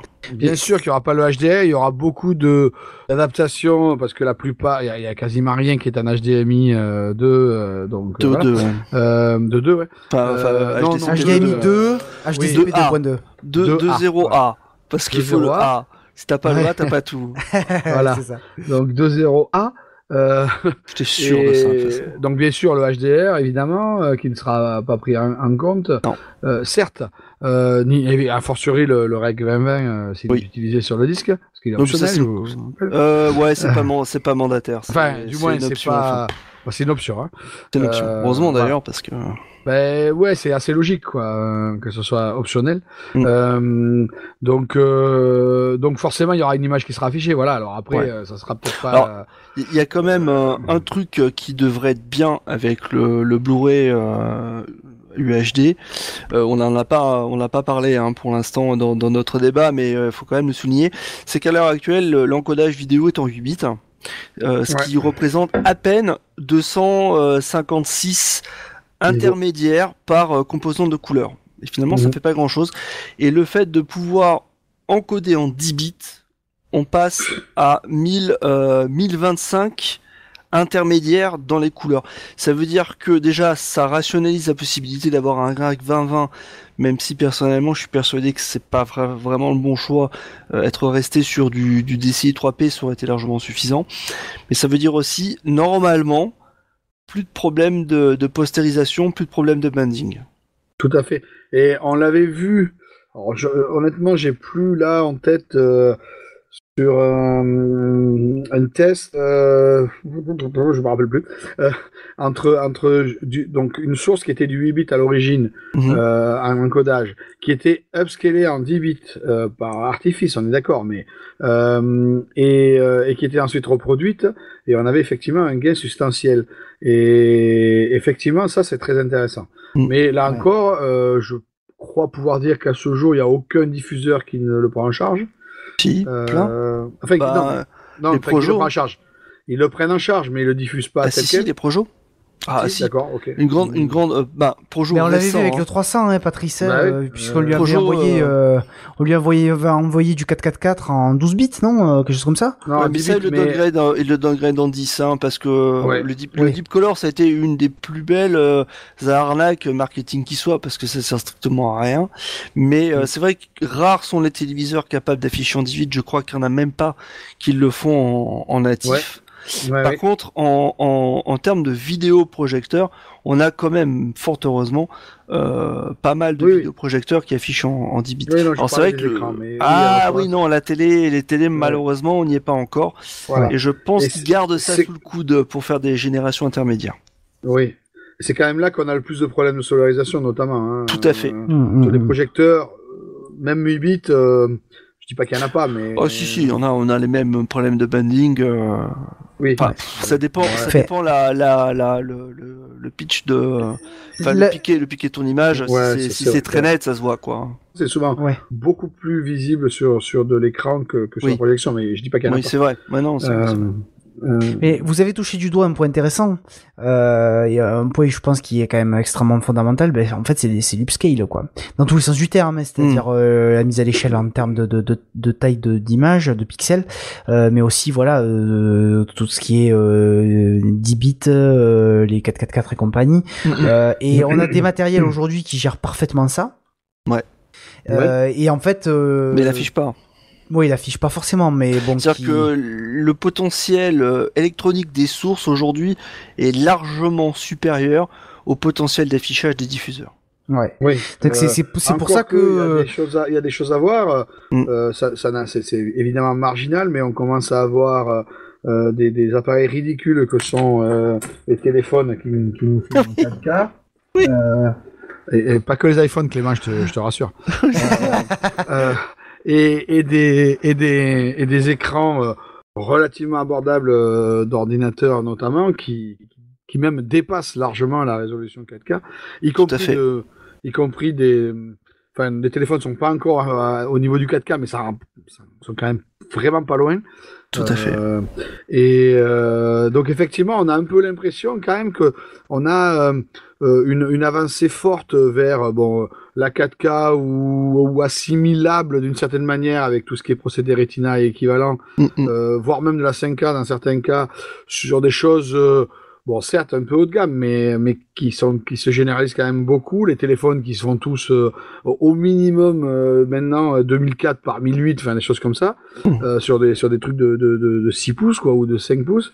Les télé 4K qui sont quand même globalement diffusées, on peut en trouver à des prix quasi abordables. En tout cas très abordables. Et on n'a rien. Enfin, on n'a pas de support. Pas de support. Qui envoie. Évidemment, l'upscaling fait son travail, heureusement. Mais ça reste dommage, quoi. Ça reste dommage pour. Je suis tout à fait d'accord. Voilà. Je suis tout à fait d'accord. Je pense que c'est un petit peu. Il y a effectivement une concurrence avec la VOD, mais elle est pas aussi intense que l'avait été le HD DVD à l'époque du Blu-ray, où il fallait réellement mettre les mouches. Oui, mais il fallait quand même. Oui, c'est vrai que parce que si on regarde le marché américain, et c'est quand même là que les majors, les fabricants font leur beurre. Ils ont énormément de produits qui permettent de faire de la VOD, énormément d'offres, parce qu'on pense à Netflix, on pense à il y en a plein d'autres, mais il y a beaucoup de petites marques, on va dire ça comme ça, qui sont très spécialisées dans un type de médias audiovisuels et qui se partagent le marché, c'est colossal, hein, l'offre qu'il y a là-bas. Ouais, tout à fait. Pour avoir quelques acquaintances avec le Canada, Ouais. effectivement, l'offre est quand même pléthorique, Oui. à la fois en termes de différents canaux de diffusion, enfin, oui, marques et produits, et aussi en densité de catalogue, Ouais. où ici ça reste encore assez, Ouais. assez limité. On a Donc, presque rien, hein, ouais, on a presque rien. en comparaison. Hein. Donc voilà, donc bon, moi je dirais le 4K, enfin le Blu-ray 4K au CES, à voir. Oui, mais c'est sûr, c'est sûr. À Non, voir. c'est sûr et certain. Bah oui. Puisses-tu avoir raison, mon cher Clément n'a pas des informations que nous n'avons pas. Voilà. Ouais. Non, mais parce que honnêtement, on prend le pari ce soir que ça va être ça. Hein. Enfin, il y a pas de maintenant, il y a plus rien qui bloque quoi. Au dire de du printemps et cet été là, les différentes communications qu'il y avait eu du consortium, etc. Un certain nombre, bon, j'avoue que j'étais très dubitatif, mais néanmoins, un certain nombre pensaient que c'était à peu près certain que ça allait être montré à l'IFA. Bon, preuve est s'il en est que c'est pas le cas. C'est le cas. Donc, bon, voilà. Rendez-vous à janvier quoi. Voilà, rendez-vous en janvier. D'un autre côté, ça me paraît un petit peu plus logique de faire un lancement d'un nouveau format, de profiter d'un salon qui a l'ampleur du CES et qui est fédérateur comme le CES. Oui, c'est logique. L'IFA, c'est logique. un peu plus, en comparaison, c'est plus confidentiel, hein, donc bon, même si c'est pas un petit salon, ça n'a pas l'envergure du CES. Peut-être, il y a le CEDIA dans 15 jours. Oui, peut-être aussi. que là, on pourrait avoir quelques prémices d'informations, d'annonces. Je crois pas trop. Des photocopies couleurs des futures jaquettes. C'est ça, par exemple, des choses comme ça. Par exemple. Bon, même si on a déjà eu une jaquette, hein, en l'occurrence c'était Kingsman, mais bon. Ouais, tout à fait. Mais elle était pas très belle. Hein. Moi, j'ai trouvé Ouais. qu'elle était un peu pourrie. Ouais, ça Ça m'a pas fait envie. Hein. ça met pas en valeur le film qui est Non, exceptionnel. du tout. On en a C'est eu clair. fait des mieux, n'est-ce pas? Tout à fait. Ouais. Donc, non, effectivement, bon, voilà, peut-être quelques prémices au CEDIA, et puis on verra sur le CES. C'est sûr que c'est probablement là-bas que ce genre de choses est montré, mais ça veut dire aussi qu'ils vont forcément rater la fin d'année. Alors, vous me direz, ils sont plus à ça près. Ça fait Non, ils sont plus à ça près. qui ratent la fin d'année, donc c'est pas très grave. Ouais, mais voilà, l'année c'est vrai prochaine va que, tellement honnêtement, sortir de bons films en Oui. disque, Oui. fait de bons gros films, c'est-à-dire vraiment des cartons Mais c'est clair. au Oui, box-office que ça va forcément faire vendre des C'est choses, clair quoi. qu'un format comme le Blu-ray 4K a besoin de toute façon comme tremplin d'être soutenu par une avalanche de Bah oui, un catalogue hyper Ouais. étoffé quoi. il faut Parce peu que de blockbusters. T'imagines Star Wars épisode 7, ça veut dire que derrière ils vont te sortir les 6 autres épisodes en remasterisation 4K, machin. Ah non Ils Master vont même les Cinéma. retourner, peut-être. Ah non, ils auront pas mon fric, hein, pas encore. Oui, mais tu sais, tu Ça dis vaut- ça et puis tu seras le premier à l'acheter, tu sais. Même C'est fini, quoi. Clément, ça. Tout le monde utilise la Demasterized Edition. Oui, la mais Specialized Edition. mais justement, Disney travaille sur une version cinéma remasterisation et donc là, ça pourrait être intéressant. Enfin bref. Puis bon, l'IFA, voilà, pour dire aussi, voilà, un petit peu, l'IFA, c'est aussi beaucoup d'électroménager, c'est très diversifié aussi, hein, les voitures électriques autonomes et compagnie. Enfin voilà, c'est Oui, vrai mais que bon, le CES aussi, hein. Ouais. Aussi, ouais, le CES aussi, mais bon, c'est les États-Unis, c'est, enfin voilà, il y a quand même une autre. Bien sûr, bien sûr. Notre ampleur. Ouais, et pour conclure rapidement là, bon, les à côté là, même si c'est pas forcément en lien avec l'IFA, c'est quand même intéressant d'en parler pour nous, hommes cinéphiles. C'est la keynote d'Apple. Alors outre les quelques annonces qu'il y a eu, Apple a aussi mis en avant des choses intéressantes au niveau de la télé. Patrice, tu peux peut-être nous en parler un petit peu. Oui, bien sûr, je peux en parler. Intéressante. Moi, enfin, on reste un tout petit peu sur notre fait, mais bon, néanmoins, des choses quand même intéressantes, puisque la chose intéressante, quand même, c'est que ce produit qui était hobby Dixit, le grand Manitou de l'époque. Et maintenant, dans le menu général du site web, tout a sa place comme les Mac, les iPhones, les iPads et compagnie. Donc preuve qu'il est devenu un produit peut-être pas phare, mais enfin un produit important et à part entière. Donc effectivement, annonce d'une nouvelle Apple TV, donc de 4e génération, avec un fort potentiel technique puisque on a une machine qui ne démérite pas face à des consoles de jeu du point de vue de sa puissance, avec pas mal de mémoire, un bon processeur graphique, donc une machine qui est largement montée en gamme, une télécommande intéressante puisqu'elle est, alors c'est des choses qu'on a déjà vues ailleurs bien sûr, mais on connaît la capacité de focalisation qu'a Apple avec une télécommande donc à la fois tactile, qui possède un accéléromètre, un gyroscope, donc qui est capable de se situer dans l'espace, et en tout cas de détecter les mouvements tactiles et vocal avec une prise en compte de Siri, le système de commande vocale. Donc tout en un, une télécommande qui fait tout, les 3 systèmes de manipulation qui puissent exister. Et puis surtout l'ouverture aux applications tierces. Donc ça c'était attendu depuis très longtemps. Alors bon, évidemment on peut douter de ce que peut apporter une application tierce sur une box. Mais en fait, une application tierce sur une box, il faut voir que ça veut dire que, imaginons, enfin pour l'instant par exemple, Apple n'a pas d'accord particulier ou de choses particulières avec par exemple Canal+. Par contre, rien n'empêche à Canal+ de fabriquer sa propre application et de la diffuser, comme ils le font d'ailleurs d'ores et déjà sur téléphone, enfin sur iPhone et iPad. Ils pourraient très bien la diffuser sur une Apple TV, et là, ça ouvre un autre monde quand même.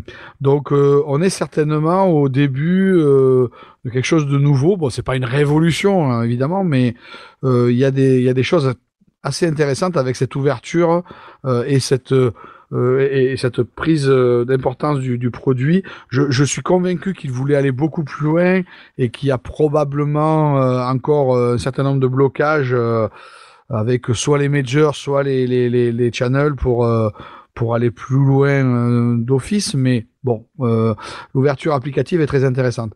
Il faut néanmoins noter la mesquinerie habituelle d'Apple, puisque donc on a une box TV qui n'est pas capable de lire du 4K, alors que leur dernier téléphone est capable d'en produire. Bon, c'est un petit peu anecdotique, mais c'est un petit peu décevant, même si on se l'accorde tous à dire, c'est pas vital, et puis comme d'habitude avec eux, la version 2 le permettra.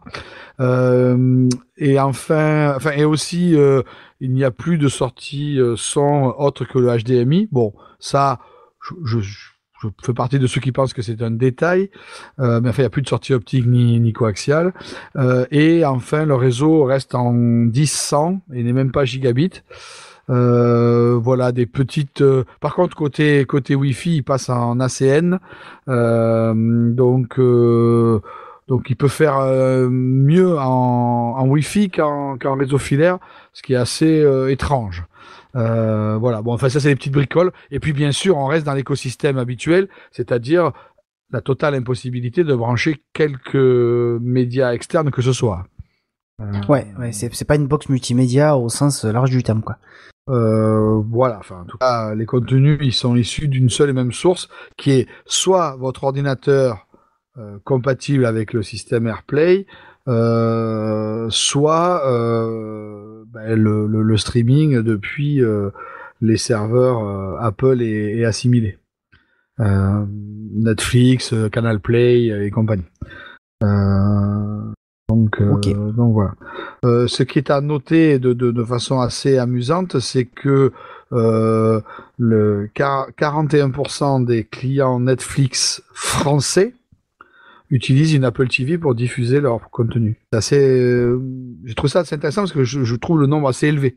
Oui, effectivement. Voilà. Donc, alors honnêtement, je sais plus si c'est Apple TV ou appareil Apple iOS. Oui, ça doit être Mais bon, appareil Apple iOS plutôt, à mon avis. c'est possible. Parce que C'est possible. Mais l'Apple bon, TV ça revient un peu. doit pas être aussi, avec toutes les box de ADSL qu'on a tous, Ouais, je c'est pense clair. pas qu'Apple TV soit aussi déployé que ça, ouais. Mais par contre, sous Ouais, enfin, en environnement même temps, Apple, ça c'est tout à fait possible. Hein. À 69 € en même temps, bon, voilà. Ouais, mais non, les gens, Voilà. ils multiplient pas leur appareil, quoi. Le mec, il a une Freebox Revolution, tout avec, il a une Livebox Play, voilà, quoi. Ouais. Ils sont Bon. pas tous comme moi, c'est sûr. Et après, même si là aussi c'est marginal, on peut quand même noter l'iPad Pro, dont on peut douter du marché ou de sa cible, mais moi je retiens 2 points intéressants. Ouais, c'est D'une qu'il part- copie Microsoft. Oui, non, mais bon, ouais, si tu veux. Mais c'est surtout de sortir un appareil transportable comme ça de 700 grammes avec un écran de près de 3000 par 2000 pixels, c'est-à-dire pas si loin que ça de la 4K, premièrement, et surtout d'arriver à embarquer une puce vidéo qui gère ça de façon visiblement très fluide, puisqu'apparemment le 60 fps passe sans problème. Bon, sous réserve, hein, parce que c'est tout récent. Bon, c'est quand même assez intéressant de voir ça, et vu la puissance qui a bluffé pas mal de personnes qui ont pu l'utiliser, est intéressante pour le futur, parce que ça veut dire que là, on est vraiment aux prémices d'appareils basés sur des technologies ARM. Alors, c'est même pas qu'Apple, hein, en l'occurrence. Mais basé sur ce type de processeurs et sur les puces vidéo type GX qui sont utilisées, qui rivalisent, et bon, alors je sais pas si il y a certainement un peu de marketing, mais Apple a annoncé dans sa keynote hier que cet appareil rivalisait avec plus de 90% des ordinateurs vendus, et 80% côté CPU. En tout cas, les gens qui l'ont utilisé ont trouvé ça assez bluffant, et ça laisse ça ouvre une nouvelle porte qu'on pensait vraiment loin par rapport à Intel et le mal fou qu'a Intel à émerger sur des nouveaux produits là, dans ce monde-là. Et moi, je pense qu'on est vraiment pas loin d'outils à la fois embarqués extrêmement puissants, parce que là, enfin, je pense que vous l'avez vu hier dans un iPad Pro, il y a voilà, on a une machine extrêmement puissante pour sa taille, et le futur peut être intéressant à ce niveau-là. Pareil pour l'Apple TV, hein, vu la taille de la box, on est en décompression H265, parce que le plus amusant, c'est qu'elle est capable de décompresser du H265, mais pas de le diffuser en 4K. En décompression H265, c'est une box qui est entre 7 et 8 fois plus rapide qu'une Freebox, quoi. Hein. Donc, pour vous donner un ordre d'idée. Donc, c'est quand même assez impressionnant pour ce type de produit. Donc là, il y a certainement l'arrivée de nouvelles choses, même si là, le produit n'est pas révolutionnaire, quoi. Ouais, merci bien Patrice M pour ce bel éclairage. Voilà les amis, c'était la version 2.3 d'HCFR, le podcast tech. Merci de nous avoir écoutés jusqu'au bout. Merci Patrice. De rien, merci. Merci Jeff. Merci les amis, c'était une bonne soirée, très intéressante. Et merci Stéphane. Merci, à bientôt. J'étais ravi de faire partie de cette émission du podcast tech, et j'espère qu'on se retrouvera très bientôt. Merci Ludo pour cette belle couverture de l'IFA que tu nous as proposée. Merci à vous, et à bientôt dans le podcast Tech. Allez, à la prochaine les amis, ciao. Ciao. Salut. Merci, au revoir. Attends, on va le refaire. Putain. Oh putain, Steph, t'abuses.